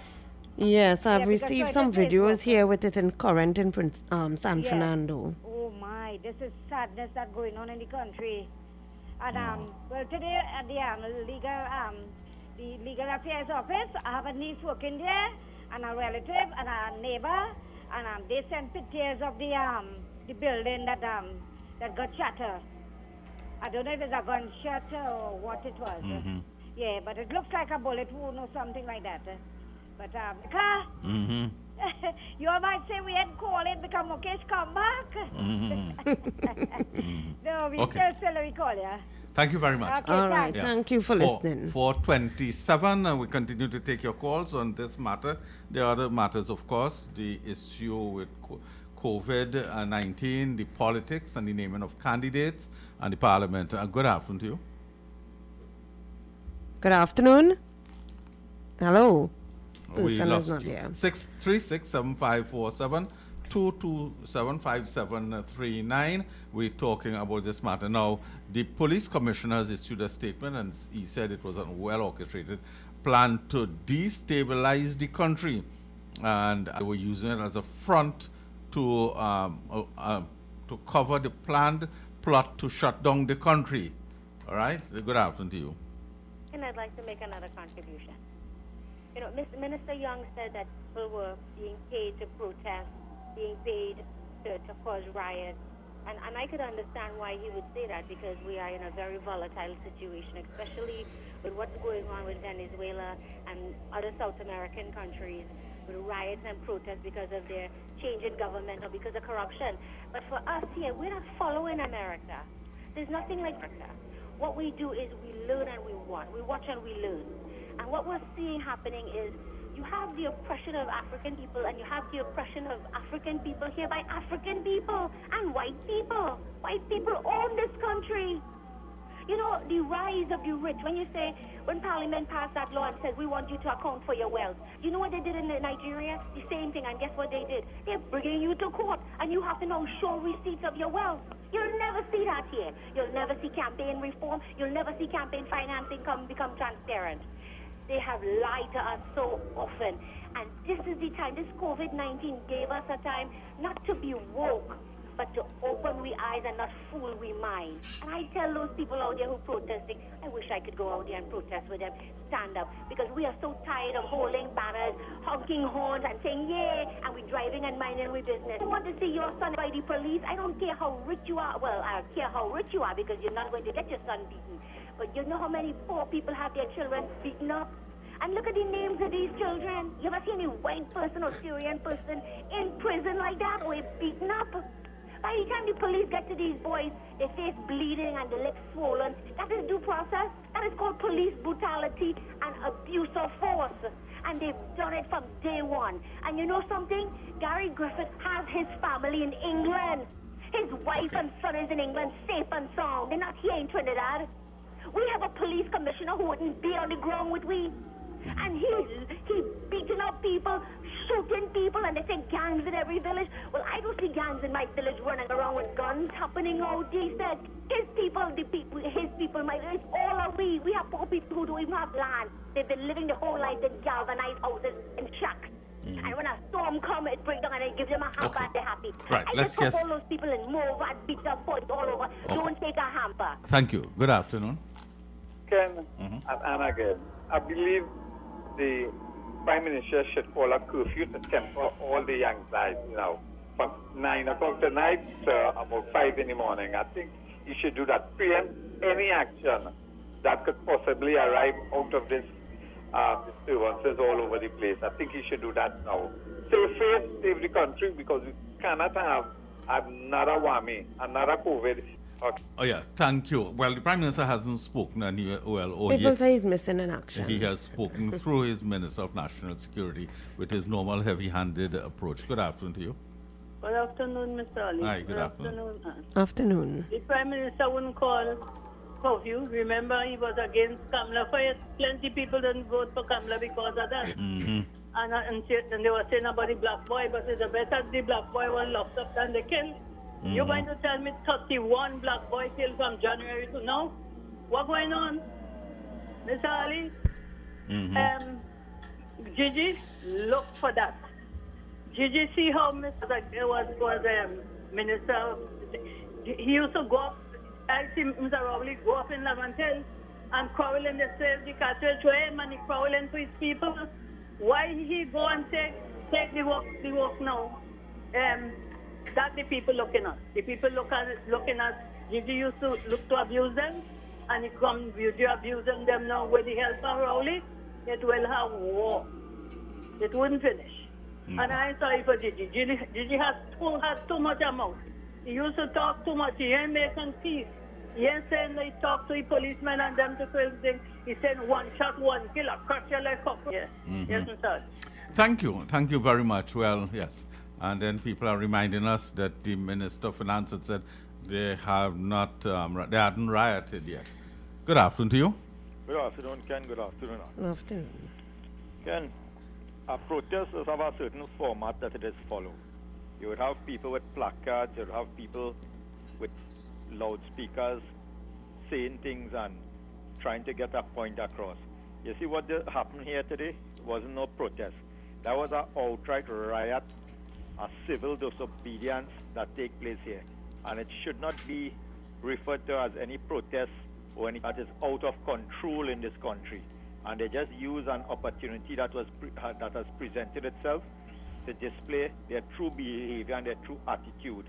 And I support the police service in every single move that they make. The only thing I don't support about this whole thing is that the Minister of National Security, and I always say that the first characteristic of a failure is to blame others and to always see fault in others but themselves. And this Minister of National Security displays every bit of a failure. The first opportunity that he could get to blame people and say something that is people doing and activating this, that alone just shows that you cannot have a little boy to do a big man job. And this is not long time how we just play stick 'em up and hide and seek and thing. This is serious business of our country. And I cannot understand how it is we could have somebody like Stuart Young as the Minister of National Security starting with opening the borders and just allowing people to enter the country, and all the other failures that he has made since he has been Minister of National Security. And the most important towards the police service with the investigation and the killing of the three gentlemen that took place. That would be an obvious thing. But what has put the bias more in the police side now is with this nonsense that take place here. So the little bit of confidence that we would have in the police authority investigating this thing and probably trying to give the citizens some sort of justice. Now that this has happened, that little bit of the little bit of fairness that the Malays and the citizens would have gotten, now that is totally out of the door. Because with this happening now, that probably kind of give the people who investigated some sort of justification that the police them is in the right rather than they are getting the fair investigation. Okay, thank you very much. 4:37. We're heading up to the 5 p.m. hour. Continue to call us. There have been a few protests in other parts of the country, Arima and Maloney South and so on. If you have reports on that, you have any knowledge, share it with us. Good afternoon to you. Yeah, good afternoon, Ken and panel. Number one, probably we need to examine, it would be nice for another day to really need to look at what is the legacy of the man in office in terms of accomplishments. Of whom in office? Occupy office, and then, what have they achieved? What reform have they bring? What have they accomplished? What are the achievements to date? Has there been any improvements? What about the systems and procedures? Have they so it's something that needs to be investigated and looked at with a fine-tooth comb and probably redefine the role of the PCA, because probably the PCA needs to go back to the drawing board and revisit the whole rules and regulations governing that. The second thing is just to ask you all in flights from the 6th, I think. Yeah, and they're going to Jamaica and then they're going to Miami. Now somebody called and asked, what is the situation with the quarantine, meaning with these connected flights? So is it that when you leave Port of Spain and you arrive in Norman Manley, are you supposed to be subjected, or if you are coming back from Miami or New York and you stop off in Jamaica, what is the quarantine thing? In Jamaica? You want to know Jamaica? Right. Like if you're connecting through Jamaica, let's say via Montego Bay, because the flight from Fort Lauderdale normally out of Hollywood Airport normally flies from Hollywood to Montego Bay, and then the other one goes through to Norman Manley. So is it that if you're returning to Trinidad and you decide to take this flight with Cal, and then when you arrive in Trinidad now, what's going to be another, in terms of, I guess, another 14 days. These things are not cleared up. And yes. Maybe you all could make some inquiries as to that. But the PCA definitely, I would look forward to the future to probably, if you all have a guest or somebody, a legal opinion to really find the body, and let's look at what people have accomplished in the office since they've been there collecting salary. Thank you. Thank you very much. Well, I would like to know really. And you say, let's come back to this protest. Well, we have the calls coming in. But even if we said this is outright rioting and so on, how is the police dealing with that? What is the police track record in dealing with crime? You see, no matter how I turn this issue up and down. Good afternoon to you. Good afternoon, Ken. Afternoon. Now, they say there is a copycat business is what happened in America with the George Floyd business, right? Now I have a right because to say what I'm going to say, because there was some investigation in this Floyd fella, and he was not an upright man. He and his friends, 4 of his friends, who they were regular bandits. I think he was on a manslaughter charge. Went into this pregnant woman's house. Send one partner, knocked the door. When the woman come out, he said he from the water company. And the woman opened the door.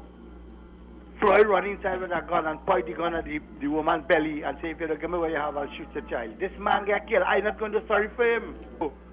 The tall man who put up his hand and the turn wrong and going in the car in the back seat. Now, if that fella did pull out and shoot the police, everybody are going to say, that police told the shot. They didn't see that man with a gun. The police were trained to do that. if he didn't do that, the first two was done going down on the ground and putting down their hand already. So we don't know what really happened there to feel sorry for them. And this lady from Madras, madam, you could go, if you don't know where Port of Spain is, go in the bus route and they will carry you, drop out right in Beetham, then you could support them and you could help them build your house if you don't have the money, put up your property for sale and sell it. Don't go personal against the lady. Make a point. Okay, good. Thank you very much. A lot of emotions run high on this issue, and we value all you. Good afternoon, everyone. Yeah. Now, the lady make a point that 31 black boys were killed. I think that's the figure she used. I don't have what they call a data on that. But however, let us use what she said, 31. But there are 31 criminals, and we have to watch that. While I am not supporting the attitude of the police in the manner in which they carry out their duties at some time, right? But you are criminals, and we have to pay attention to that. And if you are become a pest to the public, I feel that the right thing to do is that to pass you out. And whatever you could. 18 minutes to the hour 5 p.m. this Tuesday. Final day of June, final day of the first half of the year. Good afternoon to you. Mr. Ali, I agree with Ms. Major. If I could have demonstrated, I would have gone down and helped them. You know why? Gigi said he has camera to put on police. If the police could have doubt what go on, why do the camera on them?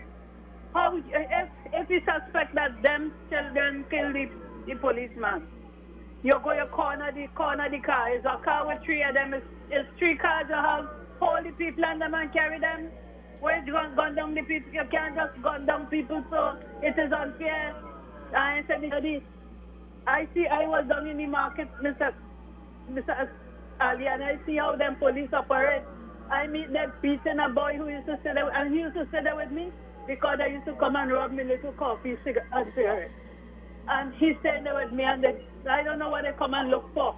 It is 6 o'clock yet. Police and regiment, and I'm sitting on your place. When I go there, I said, who beaten? Because I thought it was bandit. No, he's selling drugs. I said, he can't sell drugs there. And the security girl stand up there saying, but you could tell them that he can't sell. He said, Tanti, I said, brother, see you coming because talking them and they're here to watch for you. Watch me for what? To sell the coffee and to Mr. Ali, the people and them advantages. And when you see PNM in power, look out for them. Thank you very much. Good afternoon to you. Can I have to call because I want to respond to something. I don't want a personal debate. If you want to discuss the issues, go ahead. I just want to make some clarity so people understand why. Yeah. Can I do that? That Floyd guy, that wasn't really about race. You know what it was about? Fundamental constitutional rights that the United States offered to all their citizens. And we have the same kind of rights here. In America, they say all men are created equal, but underlined and invisible is some are created more equal than others. And in Trinidad, we say every creed and race have an equal place. Do you feel like you have an equal? I sure don't think many of us don't have an equal place. So this whole movement is like a new Arab Spring, if you follow the Arab Spring, where you have an uprising of people who have suffered under the brutal hands of the tyranny of government. And you know something? They set up and they say, we're going to rise up now and we're going to start protesting, begging for water. Ken, we had a big hole, a pothole that was so dangerous. I called a radio station this afternoon, and it shouldn't be. We shouldn't have to call a radio and beg for food, beg for water. We should be able to call out, the minister should be able to fix that without us picking up the phone. But you see, many of our people are very complacent, and when they agree or they are silent, you allow the oppression of the mass. We have a constitution, and Parliament circumvents all the time. Thanks, Ken. I'll let you go. Thank you very much. As we call, then I'll make my point. But let me tell you, a shocking statistic emerged that 86% increase in police killings in the first 6 months of 20. To say hold a second. It's good to say all these things we say about kill them and thing. The fellow was reaching for a gun and thing. When that happens to be a family member of yours at the hands of an oppressive, trigger-happy police, then you see the world differently. Good afternoon to you. Ken, to protest for the wrong things in this country. There was so much things to protest for. It's about if three human beings get killed, why isn't that a justification for public protest when there is no redress for them? Well, the how reason you could why determine that? You're related to those people? How The you could re- determine what is justification for protest? No, what I'm saying, I'm not saying that what is justification. What I'm saying, there are so many other things that we should have been protesting Well, for. join a In protest this- important to them and they launch a protest. But this is not a protest that is taking place. All This right, is well, a you ra- have that definition. You made that point about 3 times earlier. All right, it's not a protest. You fall in the line of what the police commissioner do. Police commissioner sell a narrative here that he put down here. Listen, by the time tonight reach or tomorrow, it was a government. I bet you that's what it is. All right, and let me tell you something. A lot of you all are supporters of Kamala Prasad Bisesa. She would be tied into this. She had a plot of people who were tied into this. I don't know if you all understand where this storyline is going, where the narrative that the police commissioner, who to use a word used by the lady a while ago, complicit. He's become complicit with the authorities, the Minister of National Security. If you read that statement, I think I should pull it back up and read what the police commissioner is telling us today. He really tells us he virtually put down a coup, I'll read it.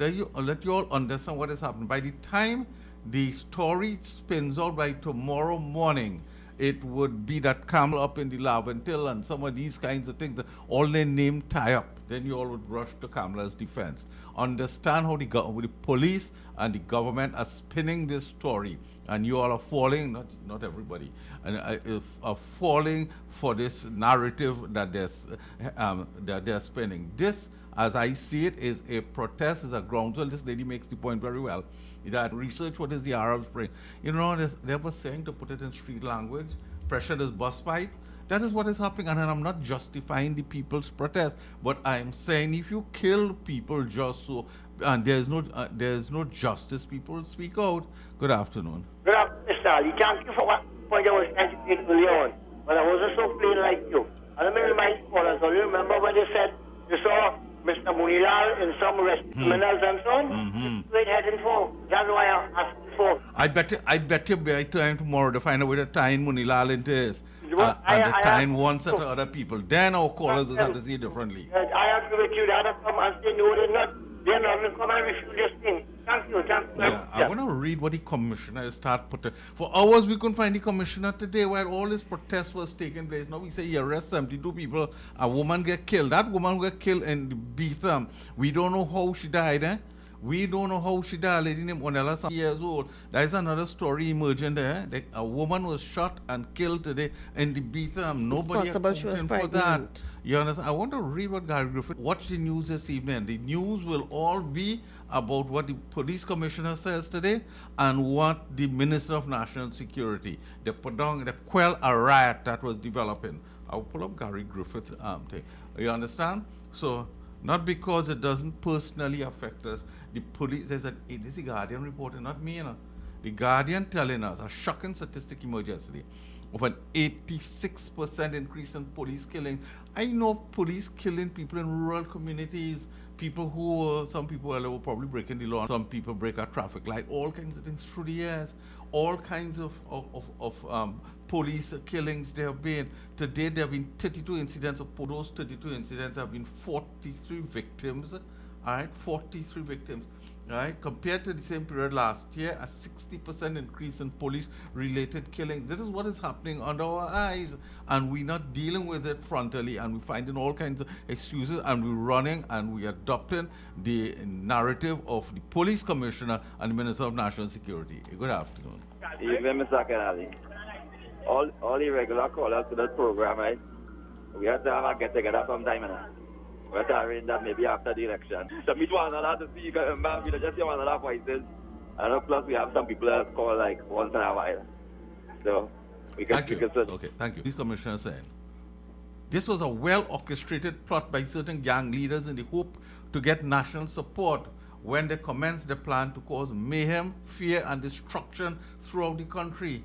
Right? The only line he missing from that is that there was politics and the opposition was involved.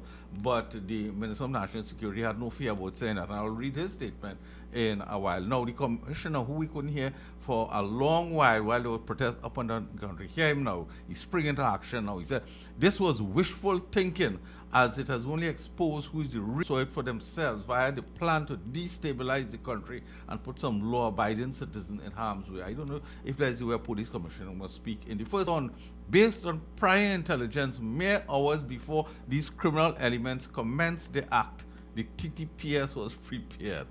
Now, we really believe that? There were all these riots up and down the country. A lady got killed on the Beetham, and Mr. Group. See, and prepare yourself for a riot this morning, that commissioner of police. You're supposed to have the army stand, put a man there every 15 feet and block off the whole of the highway and prevent the riot from happening. The kind of police we had there this morning, them police, they didn't know what to do. They move here, they light up there. So I am wondering now, if it is something had to happen, if it is you just put enough policemen here for the game to play. To see exactly, to make your point. In order for your game to play, you have to make your point to say, see how it is. If it is you know that they were going to riot, you're supposed to have things in place to prevent that from happening. Where your plan? Where your riot plan? Where your riot plan? Yes, right. You're supposed to get in touch with the person of the army and say, look here, what's going on? Something going to happen, something is happening. We need to put things in place before this thing happens, as early as 5 o'clock this morning, around the place. But you leave it there now, and when things happen, you come to blame somebody, you have to blame yourself. But he's telling us now, after he come out from under the bed hiding, right? He said based on prior intelligence, you know, and after the fight take place, he come flexing the muscles and things. I'll read more again on what Gigi telling us. Good afternoon to you. Good afternoon, Ken. And Slim, I just want to agree with the last caller here, and I want to emphasize, I mean, when Gary talks, he talk all this big theatrical thing, crowd control, this control, that control, and all these kind of bacchanal. And where is he today? If he knew in advance there was going to be riot, as the man said, what did he do? What is his plan of action? Because we clearly didn't have any from the police service to allow all these lawlessness to happen in this country. This is utterly ridiculous on the commissioner's part. You know, it's blah, blah, blah, blah, blah, blah, blah, blah, blah, blah, and that's it. Yes. End of story. Yes, yes. This has proven that again. Thank you. You know, like when the fight and thing, and the fella say, hold me back, I think, but they don't part him. They make sure he's safe and all kind of thing. So here's what he's saying now, based on prior intelligence, mere hours before these criminal things happened. Why then, if the police was prepared, why was Port of Spain locked down today for hours and hours? People couldn't get in or out. Legislators, the country's leaders, the senators couldn't get into the parliament and so on. All right, the plan was to shut down the country, involve setting fire to certain places along the Beetham to Port of Spain, and when police officers arrived, they would be fired upon. The plan was to gain this morning to rob law-abiding citizens. Now, if that is taking place, arrest the people and let the law take its course. It was to continue the wild, random shots to be fired throughout the country. This included shot Attorney General, which was actually done. Right now, the Minister of National Security said it was a projectile, which is not exactly the same or not necessarily the same as a shot. The police commissioner wishes to advise that the plan failed miserably and the TTPS is in full control and so on, you know. And we wonder what became of the SSA, which is the intelligence guarding agency of the government. Now, the command center there is to be the command center under Garvin Hira. What became of the command center also? So all of those questions, Minister said, after the fact that they have able to see in real time every incident of certain gang members lighting fire to tires and throwing debris and even overturning vehicles and block roads throughout Port of Spain and environs and so on. By the time the government speaks in the parliament on this issue tomorrow, yes. Right? Well, the minister already did that. Going further, before 8 p.m. tonight, the Prime Minister will issue a release either officially or on his Facebook page linking your position. The man from Canada, the MP from Pointe-a-Pierre, the PRO, political leader, you mean none of them care issue a release now?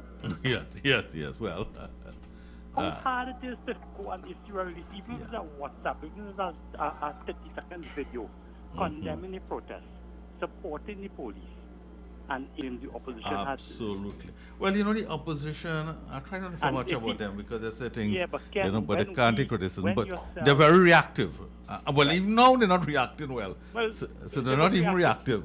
They will be playing catch up tomorrow, By that time, the damage already done. Yeah, they don't get ahead of the story. Right. People from Bang Village and all the other people call and criticize who's PNM.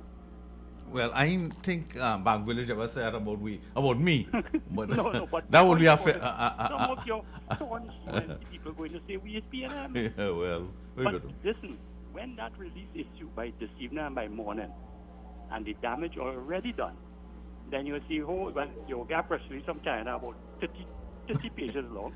You know the thing. Right? Yeah. You will get the MP. There's a fellow named Kapil Bisoon.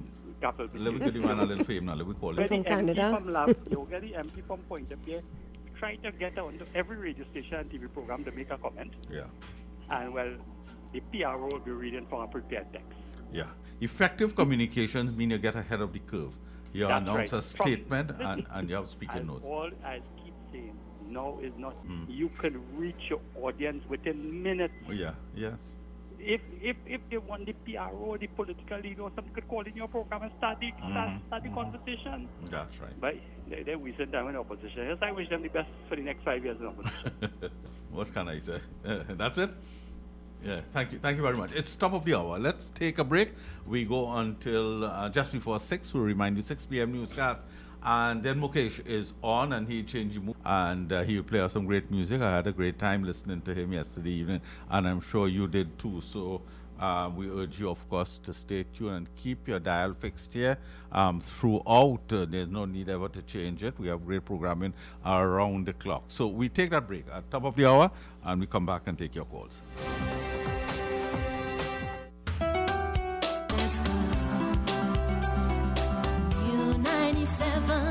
Music for you, it's all about you. 97.5 FM, Hot Like Pepper, Multicultural Radio. Power to the listeners. Grand Diamond Hotel invites you to dine in a grand opening Chai Thai restaurant situated at LP 12 Golden Grove Road, Piaku. Come and enjoy our authentic Thai and Indian cuisine, and our outdoor terrace would be available from the 22nd of June. We can offer you our indoor and outdoor patio and rooftop restaurant dining. All meats halal. For reservations, call 331-5013-320-1093. Our email address, chaitai19@gmail.com. to 10 p.m. daily. Takeaway and delivery services are available 11 a.m. to 2:20. Parking and excellent services. Attention all bakers, doubles vendors and roti makers. Try our high quality unbleached bromate free all-purpose and baker's flour. Low price and conveniently packaged in 2 pounds, 2 kg, 10 kg and 25 kg bags. For wholesale and retail prices, contact Shiklisha Limited 665-3336 or visit us at Warrenville Tea You Can Trust.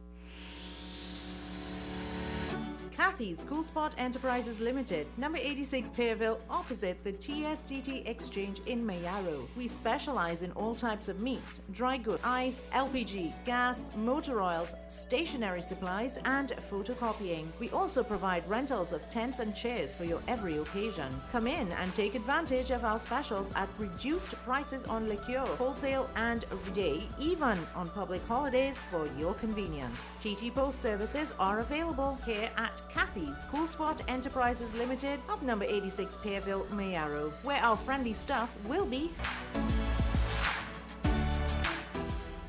KY's Electrical Supplies Limited of Southern Main Road, Cunupia, for all your plumbing and electrical supplies, water heaters, filters and water pumps, plus all parts and Leo pumps. Choose from leading brands such as Cooper, Varma, BTCino, Leviton and General Electric. Call 665-6954 for more. KY's Electrical Supplies Limited of Southern Main Road, Cunupia.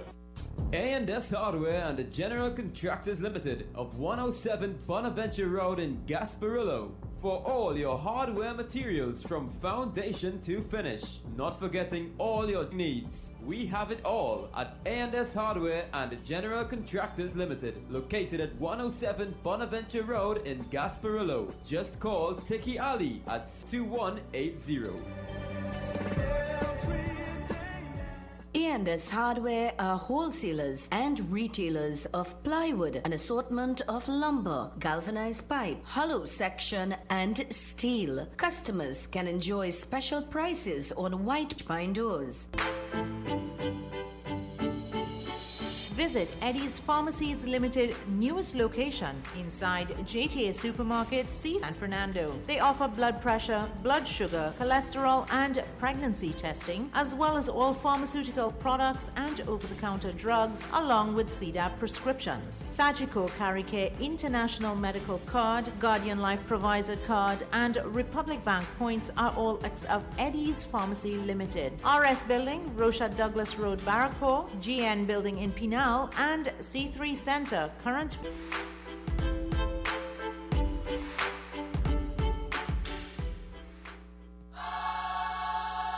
Puzzle lovers, rejoice! Your free 24-page Newsday puzzle book is now available twice a week, only in your Trinidad and Tobago news. Join me right here on U975 FM for the return of Talk Your Talk this Monday, 29th June from 6 to 9 p.m. Enjoy your favorite segments and feel free to make your comments as we journey together. So join me, Mukesh Baburam, this Monday. The issues of the day, the newsmakers, the best analysis, your views. Join U975 Multicultural Wednesdays for the best discussions on the issues that matter to you. Journalists Ken Ali and Ann Dukey talk to top personalities, give you breaking news, and provide quality commentary. Be in the audience from 3 p.m. From 6, just after the newscast at 6 p.m. He goes all the way to 9 with his talk, his music, and he engages you in discussions. But for now, we're talking about the politics and national affairs. I'm concerning the police operation in these hotspots. Right. I am all for Gary Griffith, and he did or what he didn't do or what instructions he passed out. For too long, these bad boys. Now let's look at the riot. Silot, Beetham, Cocorite, Lavantil, Mova, they're flying up. The police commissioner was right in saying that it's an orchestrated plot. Let's get all this education and stuff from about Jantas, from Jamaica. I back up Gary all the way. You just can't. Do you think you could walk up anywhere in Lavantil in the night? Or Mova, or any one of those spots? You will be killed. Because these so-called nice boys, their little own way, if you're not from that area, they're going to people got killed. There was one incident, a guy, I think he was painting a wall in Belmont in there by the police station. He didn't do nobody else from Enterprise. He got killed. He just like that, he gets shot. Because these so-called bad boys, they don't have nothing to do. They take their AR-15 and play with it when the authority is looking. They want the people around them to say, no, he's a bad boy, you know. So they go on a rub. Mm-hmm. Okay. And, that is where they operate. Thank you, sir. Good afternoon. I have family in Laventil. I'm from Madras Road, and I'm Indian. I have family in Laventil. I have family in Enterprise. You know? But you see, there are two mutually exclusive points, you know. I think for emotional purposes. But go ahead. Can you have an open mind, because you did support me in my last point. But I want to say some clarity here. Mm-hmm. We are unlike other countries in that we all came here under bondage, human bondage and human trafficking. And they could glamorize and say how great slavery was. The people who own slavery and control slavery, they're still here, but they've rebranded themselves. And the rise from Europe in the sugar cane, and they told the government here they're not going to subsidize sugar cane, and then they had to shut everything down. But the government doesn't tell us these truths. The truth of the matter is this, we are one people, and we have failed to integrate meaning. Tell you something. One genetics isn't better than the other. And if Indian people think all the children will be doctors and lawyers, let me tell you something. The jobs will never be there. There will be a dime a dozen. We need to, African brothers and sisters have a lot to offer to us. We have a failed government because mass poor, which is 99% of us, we can rise up and claim our standard of living. We could change the way this country works. We could reform education. We could demand transparency in contracts. We have the same people who have billion-dollar contracts in small villages railroading people. And they abuse us because everybody's a day laborer. That has to stop. And the union is as a political ploy and a tool. Yeah. All right. Okay. Thank you. Thank you very much. Good afternoon. Let me interject here. I've read many history books, heard many historians. My entire life, I hear somebody say the success of Indians is because of subsidies. Is because of? Subsidies. Subsidies. Okay, all right. That's what your last caller say. I mean, I could not anything, not that level of stupidity. I have never heard any historian say that. I mean, unless you have, I mean, you could correct me. I thought it was sheer hard work in the sugarcane fields and the rice fields. And eating roti and salt and roti and mar to educate the children. No, I don't think this generation know what is mar. So I want you to tell them. Mar is, you tell them better than me. Lagoon rice, one processed lagoon rice. Yes. When you take off the The shell. froth on top. And they said it's rich in vitamins. Very rich, very rich. Yes. She fell laughing. Yeah, but Mar. We must never take away the From and hard label work it as, and diligence. Yeah. Oh, yeah. Take care. And thrift. Extremely hard work, of course. Must never do that. 5:12. Let's continue the discussions. We are, of course, talking about today's protest, the statement by the men that you want to discuss. Let's hear you. Good afternoon. Hi. And Duki, permit me another short contribution. Of course, yes. First of all, I do not support extrajudicial killing. All right. I'm in firm support of fairness and justice for all. With respect to the police service, the motto there is protect and serve with love. I saw that the other day. They inserted with love, and that is a far cry from the far cry from the motto. But there's been for the longest while as I know, the perception that the police is always special by ordinary people as a law unto themselves. Yes. Gary Griffith can pontificate and justify as much as he can, but until he can show that as a commissioner he can wipe out the so-called rogue element in the police service, extrajudicial killings will continue. And the government will always, hide behind a so-called intelligence report, and which ordinary people are never privy to for obvious reasons. Also, arrest the criminals, but protect the right of people to genuinely protest. I just want to add in one statement here, because over 10 years ago, and we must learn from our neighbors, there were about 25 killings, judicial killings in Guyana with Mr. Gadras. And the ruling PPP eventually sacked him. All right? And, finally, sir, the support that I'm saying about, police brutality and so on, I 2 years now, I went to Chaguanas police station to apply for police certificate of character. I went at 7:30. They're supposed to open 8 o'clock. By 9, a number was outside. And I simply asked an officer who seemed to have been a sergeant, do you know, this man started shouting at me, insulting me, and even threatened me to be arrested for simply asking the 9:30 we're not open. So coming out of all of this, we are a young democracy. We need more mutual consultation, more dialogue, work partnership with all the stakeholders. About doing that, and it's not happening now. Our nation got, he left, our nation got nationhood in 1962. We became a republic in 77, and we keep talking about building our institutions, but the reverse is taking place.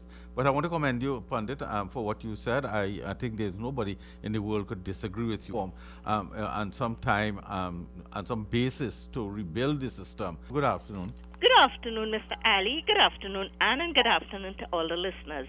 Mr. Ali, is it that the people who are protesting, are they spreading and going all over the country now? No, there have been some protests we've heard in some areas, Maloney, in Arima, in Corinth, in Maracas.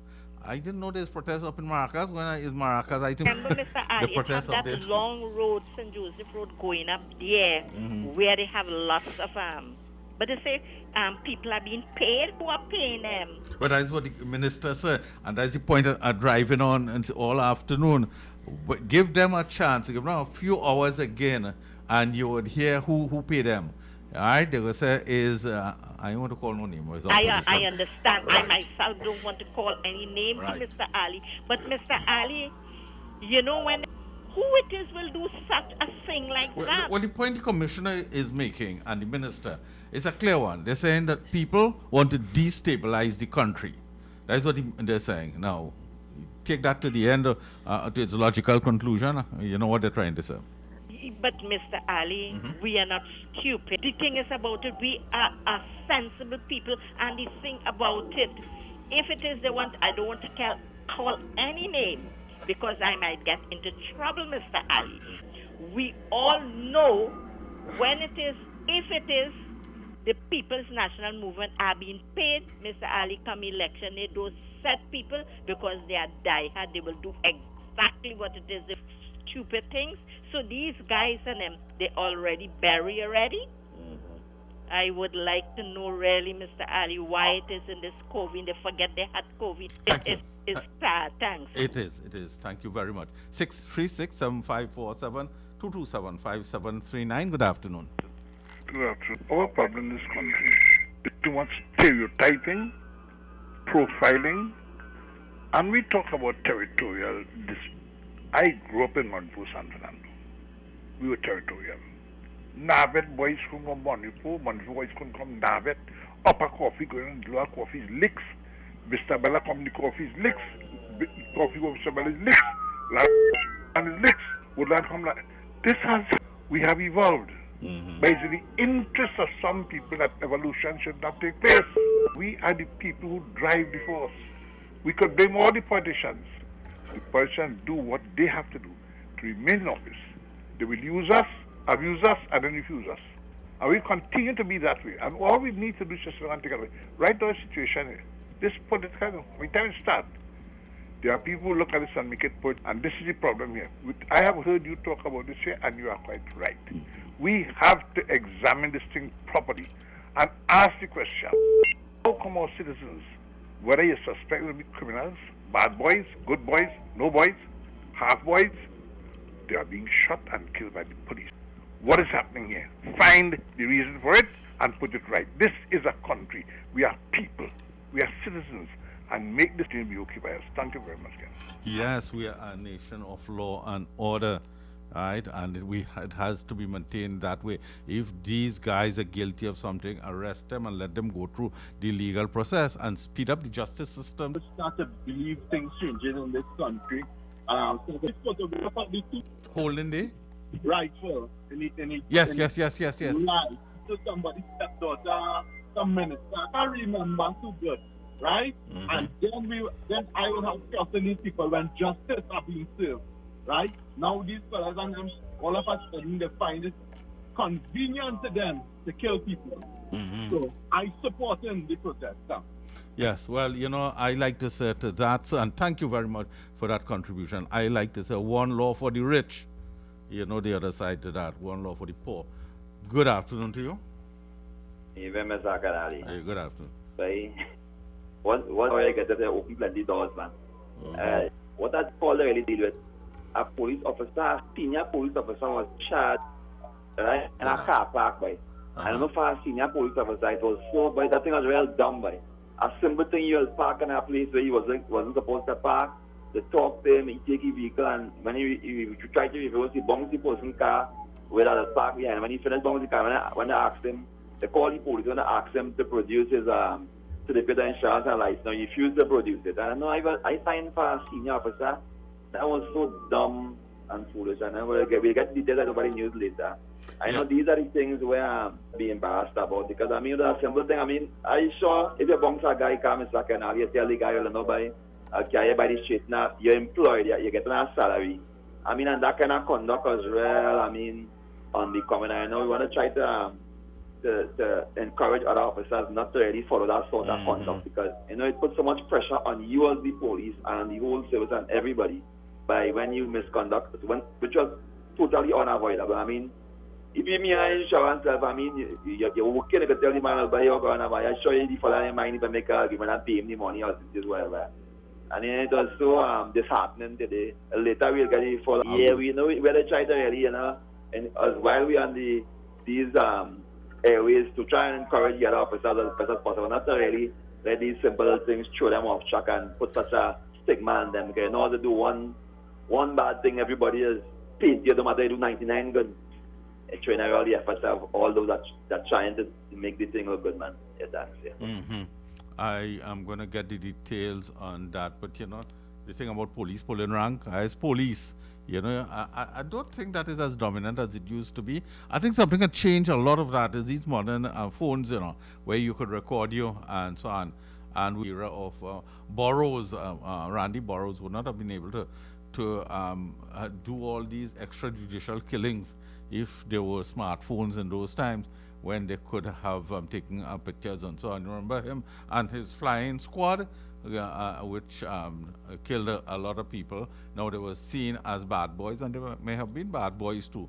But in those days, we didn't have photographic evidence of the police flouting the law and so on. But police have always been seen as a law unto themselves. And this, we don't want to find this fellow guilty that this person, police, wielding their authority around. Good afternoon. Good afternoon, Ken. And I'm a mom. I'm a mother. I have 3 children. I have teenage kids, and I have children in their 20s, and I have a teenage son. And you know what I learned being separated from my children, because I live here now. My kids live away. You've got to trust your children. If you don't trust your child, something is wrong. When your child talks to you, you better believe what they're saying to you, even if they're trying to manipulate you, because your word is good, because then you failed as a parent. And I've learned that. I don't ask anybody, what do you think about my daughter? What do you think about my son? I ask my children, hey, how you doing? What's going on? Let me talk. And I have these adult conversations because they can understand and they can read.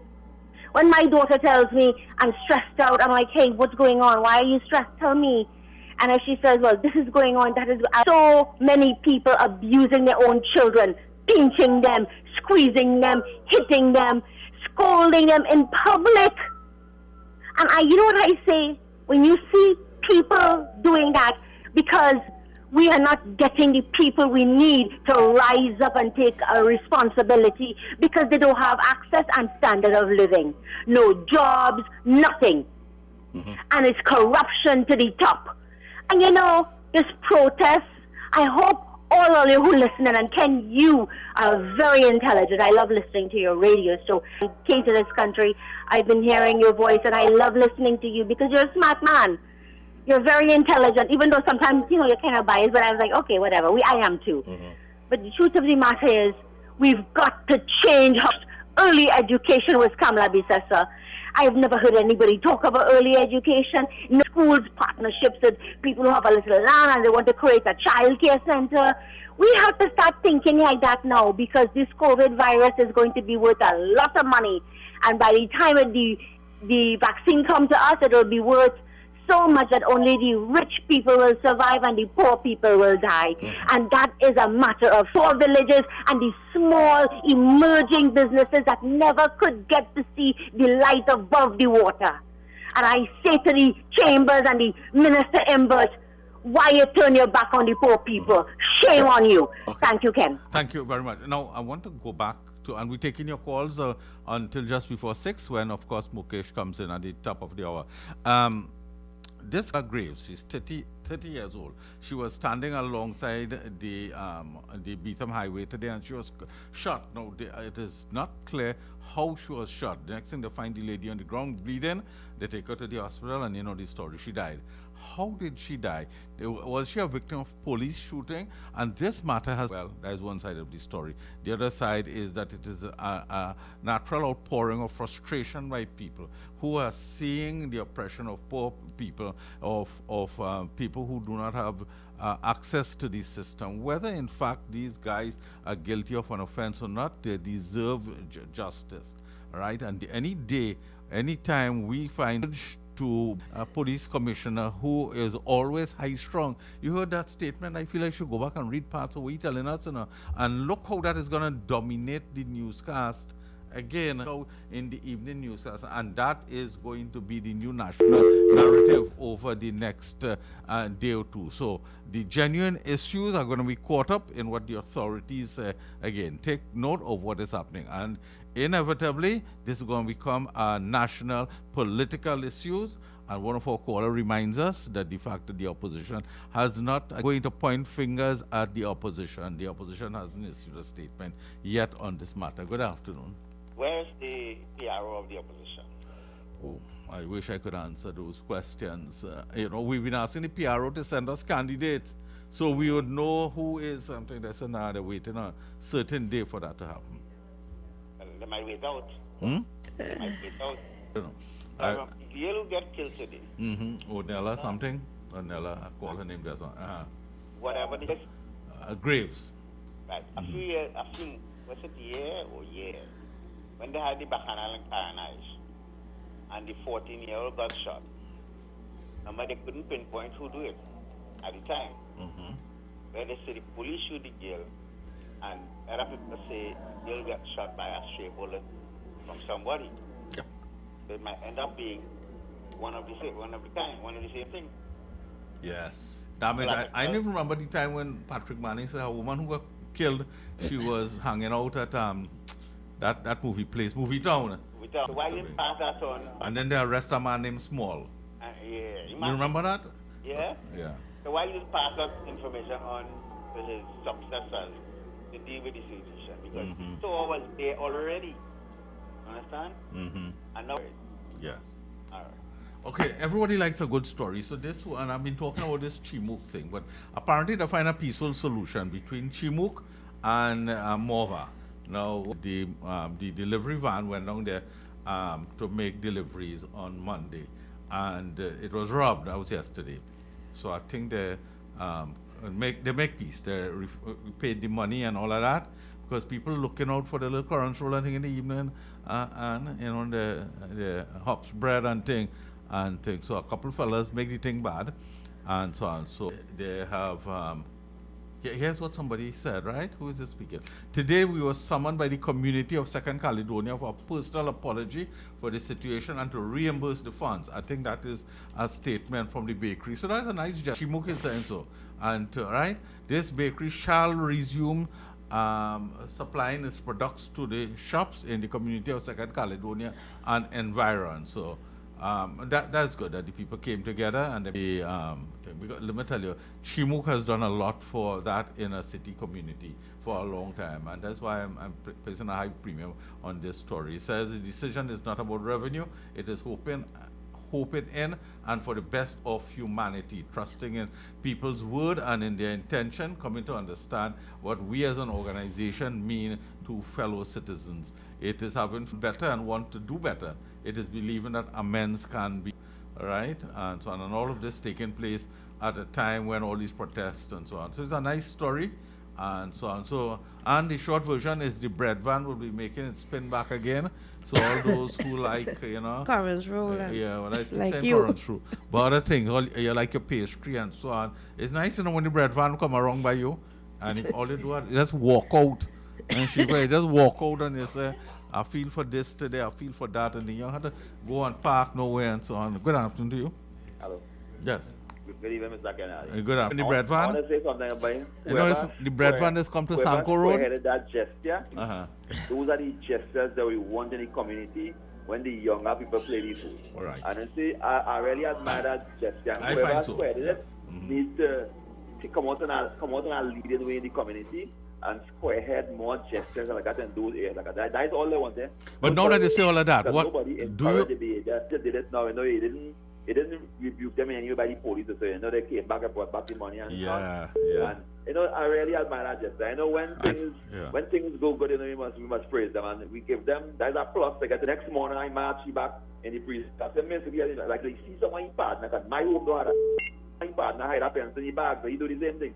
And you know, that is where we as parents have to be. I don't know, sometimes might say just a pencil, but they see the principle of acting and not handling things. That is that principle we have to start.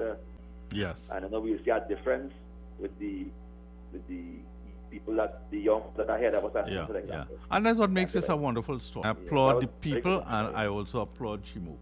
Yeah, whoever it was, it's really. So back to the important question: now, we just patronize the bread van. Yeah, of course, man. Bread van is an important service in a community, you know. I never been to go buy Chimuk and buy something, man. Right. What do you just look for?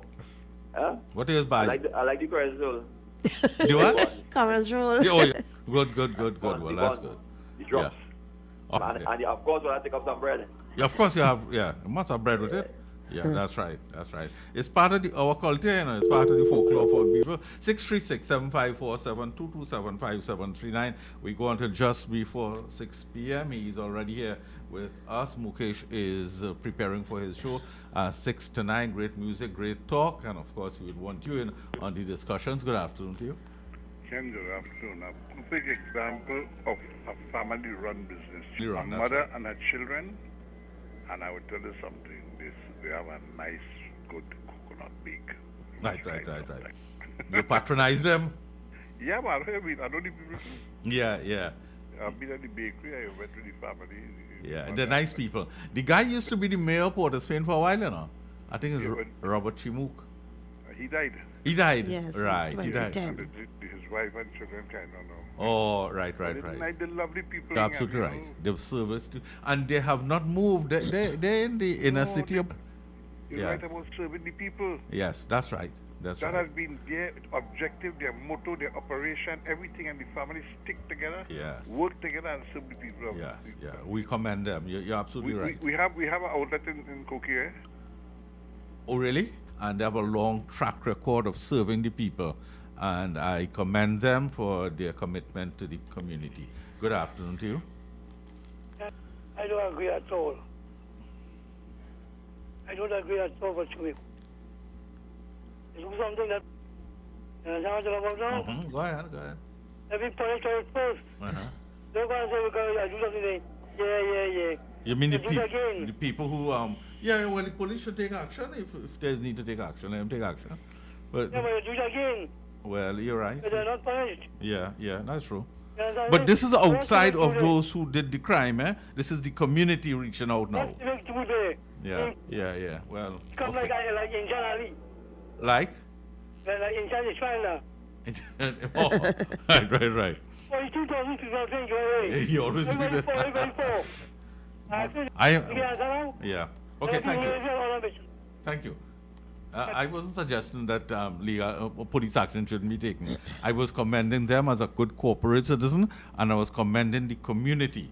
They didn't commit no crime, and they said, listen, these people raise the money. Now, what money it is, let me raise them, which is not to say they shouldn't charge you fellas. Find the fellas, charge them, and bring them to justice. Good afternoon.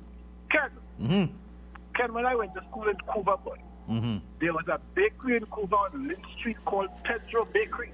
Boy, we used to go across there and know what a whole wheat bread is supposed to be. Well, everybody else give you all kind of caramel flavor stuff and tell you it's whole wheat. But Chimuk has the real whole wheat bread. It is worth the $20. Well, less than that, but it is worth it. Yeah, you know? It's the real stuff. But coming back to the issue, right?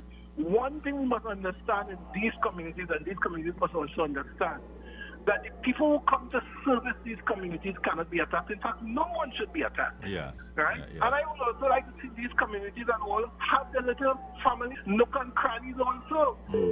These different areas, you know, and that is important. Because how the community going to form? And when you rob the bakery and you tell the attack, they can't come and all that kind of Yeah, and the people delivering gas for you and all them things, you know, it's a service to provide. Make no sense. Oh, yes, Okay? yes. Thank you, Thank you Aaron. again. Thank you so much. Yes, and there are a lot of bakeries. I mean, we talk about Chimuk because they're really wonderful people, and we can't commend them enough. But there are a lot of community service. Good afternoon to you. Okay, thanks, Ken. Ken, I'd like to make a lighter comment, okay? You know Imran Khan, right? The Prime Minister. Yes, Prime Minister. I love that guy. I did. But you know what he did? He revealed in a newspaper article that Osama bin Laden was captured by the United States. Imran Khan gets in front of the public and tell everybody that Osama bin Laden is a martyr. You see, I know Pakistan and trade. And you see, we have always been targeted for being like exploitive human. But what you say is a lighter comment. Waiting for the light part. I do like Imran Khan. I still do because I think he was a great cricketer. She liked him. You like Imran Khan, so you just want to mention his name on radio. So I think we should follow him and check him out because let me tell you something. What is happening in India right now is an excuse for bigger things that's happening with weapons and sale of weapons. And also airlines. I have to tell you something with our airplanes. I noticed that before the lockdown went, after we were lifted up with the airlines, and it was so patriotic and nobody spoke about it or talk about it. But every time I flew by, I just stood in the yard and collateral, right? Yes, yes. They say you want to mortgage your car, your house, your land. What you offer me, so if you pay me back, we'll seize this and that, right? How over $100 billion. They sell our source. They shut down our source, Petrotrin. How these outside companies are lending me money under what? We mortgaging what? Absolutely. And you see, this is why we keep saying that we are mortgaging our grandchildren's future. Yes. That's what we're doing. Because and the cost of borrowing is... Yeah, sorry. Because I am watching China. There's a pattern with China and Saudi Arabia. Because I was in 2012, I was in Grenada. They were cutting down a big piece of land there, and I asked the guy what they building there. He said that is something that they owe Saudi Arabia, and they couldn't pay any kings, and I'm coming to build a hotel there, a 5-star hotel. The same thing China do with Pakistan and Sri Lanka and other poor countries. They build things for them and they couldn't pay. They take in the country, part of organization to take part of our country. Why can't? If we can't pay. Yeah. Well, it's going to be sad for the grandchildren and them, boy. Have a nice evening, Ken. We hope that the debt burden doesn't get worse. It is modestly tabulated at 125 billion, but when Wade speaks, he tells you it is much more than that because there are, I forget the term they use, for example, we must add to that debt burden the debt of like the THA and, you know. Good afternoon, Ken. Hi. We have a prophet in government who, during one piece of legislation, had the list and knows every gang member and how many in the gang. Yes, that is true. Why didn't he use that intelligence to preempt what happened today? If you say you are, as Stuart, I don't want to use the nickname, which is something happened. Right. The thing is, you know every gang, know the leaders. You get intelligence that these members of these gangs are with each other to destabilize the country. Why don't somebody tell them, hey, let me round them up tonight, preempt them, preempt the discussion, the strategy, everything, hold them for 2 days. You could hold somebody for 2 or 3 days without bail or something without charges, it's pending investigation. I mean to say I'm not GG, but and that you know everything about them. Now you're saying it's gang. Well, who pay them? Which account the money coming out from? Because we talk about intelligence gathering, we should know all of that. Somebody had to be paying them, and they're paying them in cash. Where they getting the cash? Is that the 500 million still outside? I want to know where the money is. The money and the guns. Is any of those gang members from Venezuela? Because I hear grenades was being thrown today. We know south to south trading and thing. I know they're bringing in monkeys for screening and all. You ask me that, yes, you know. All right. Thank you. Now, NWRHA, Northwest Regional Health Authority, this is your statement, just in case it's relevant to anybody. They're saying that the Marvel and Woodbrook Health Centers will be open from 4 p.m. to 8 p.m. today, and they said all other health centers will be closed and so on. And this has to do with what is the current situation in and around the capital city. Those are the words. So, it says, good afternoon. Good day, Mr. Ali. How Yes. are you doing? Good, good. How are you? Ms. Zuki, Afternoon. I just want to ask, this government has been in office for almost 5 years now, with almost $300 billion. Can we account for that money and see where it went? Mm-hmm. I think the next government that's coming to position wants an intensive evaluation, and where mismanagement is office, I think we should start seizing assets from these ex-government ministers. Make that point again. That last point, just make it again. I think that an intensive investigation should be done. Mm-hmm. Can present in public office and rule with even government ministers' assets and family assets. It's high time we take what is ours back. But you know, successive governments said it yields nothing on behalf of the taxpayer. Let's go back just two administrations. Remember Calder Hart, we were told of justice and he would be made to repatriate. Remember this previous administration?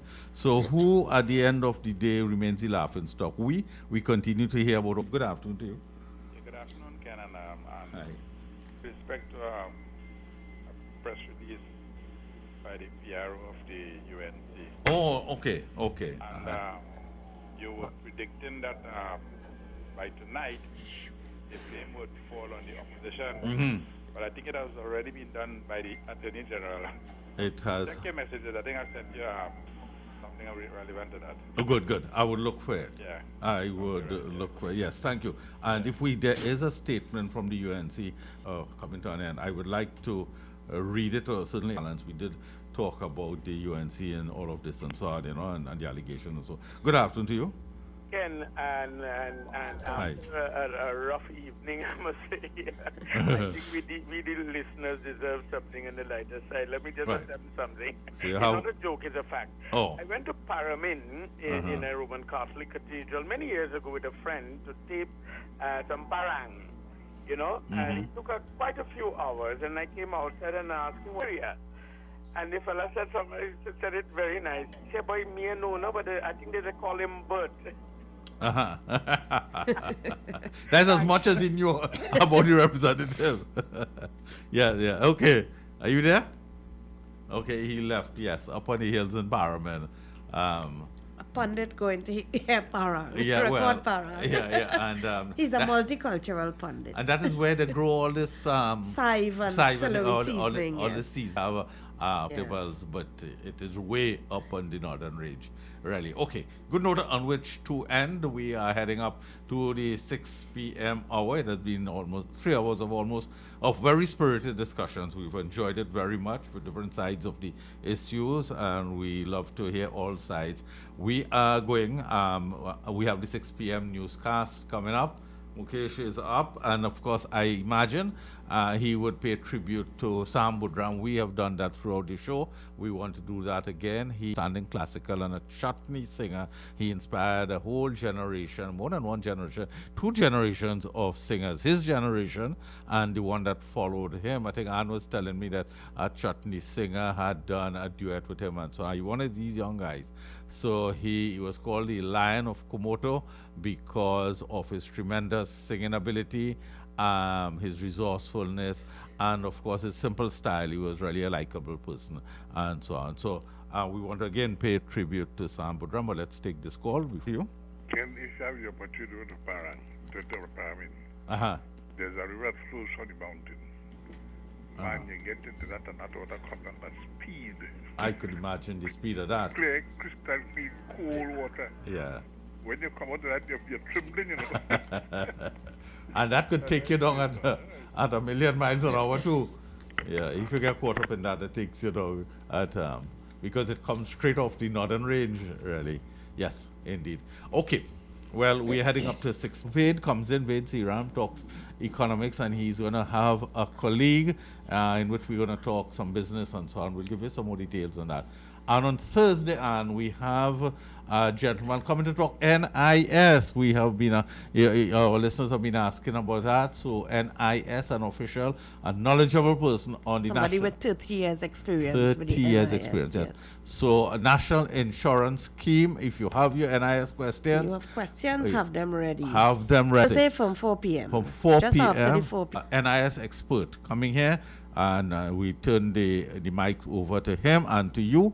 You file your questions to him, and he is going to respond to all your questions. So you've asked for that. We're getting that done on a Thursday. On that note, we've got to go. We thank you very much for being with us wherever you've been, taking us in. We have been on youtube.com, RCLU975.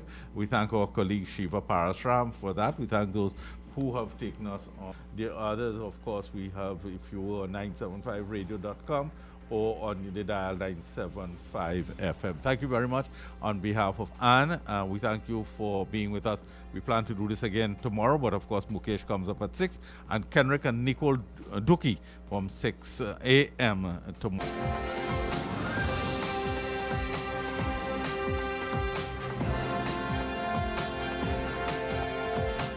Attention all bakers, doubles vendors and roti makers. And bleach bromate free all-purpose and baker's flour. Low price and conveniently packaged in 2 pounds, 2 kg, 10 kg and 25 kg bags. For wholesale and retail prices, contact Shiklisha Limited, 665. Visit us at Warrenville, Canoopia. Shiklisha Limited, quality you can trust.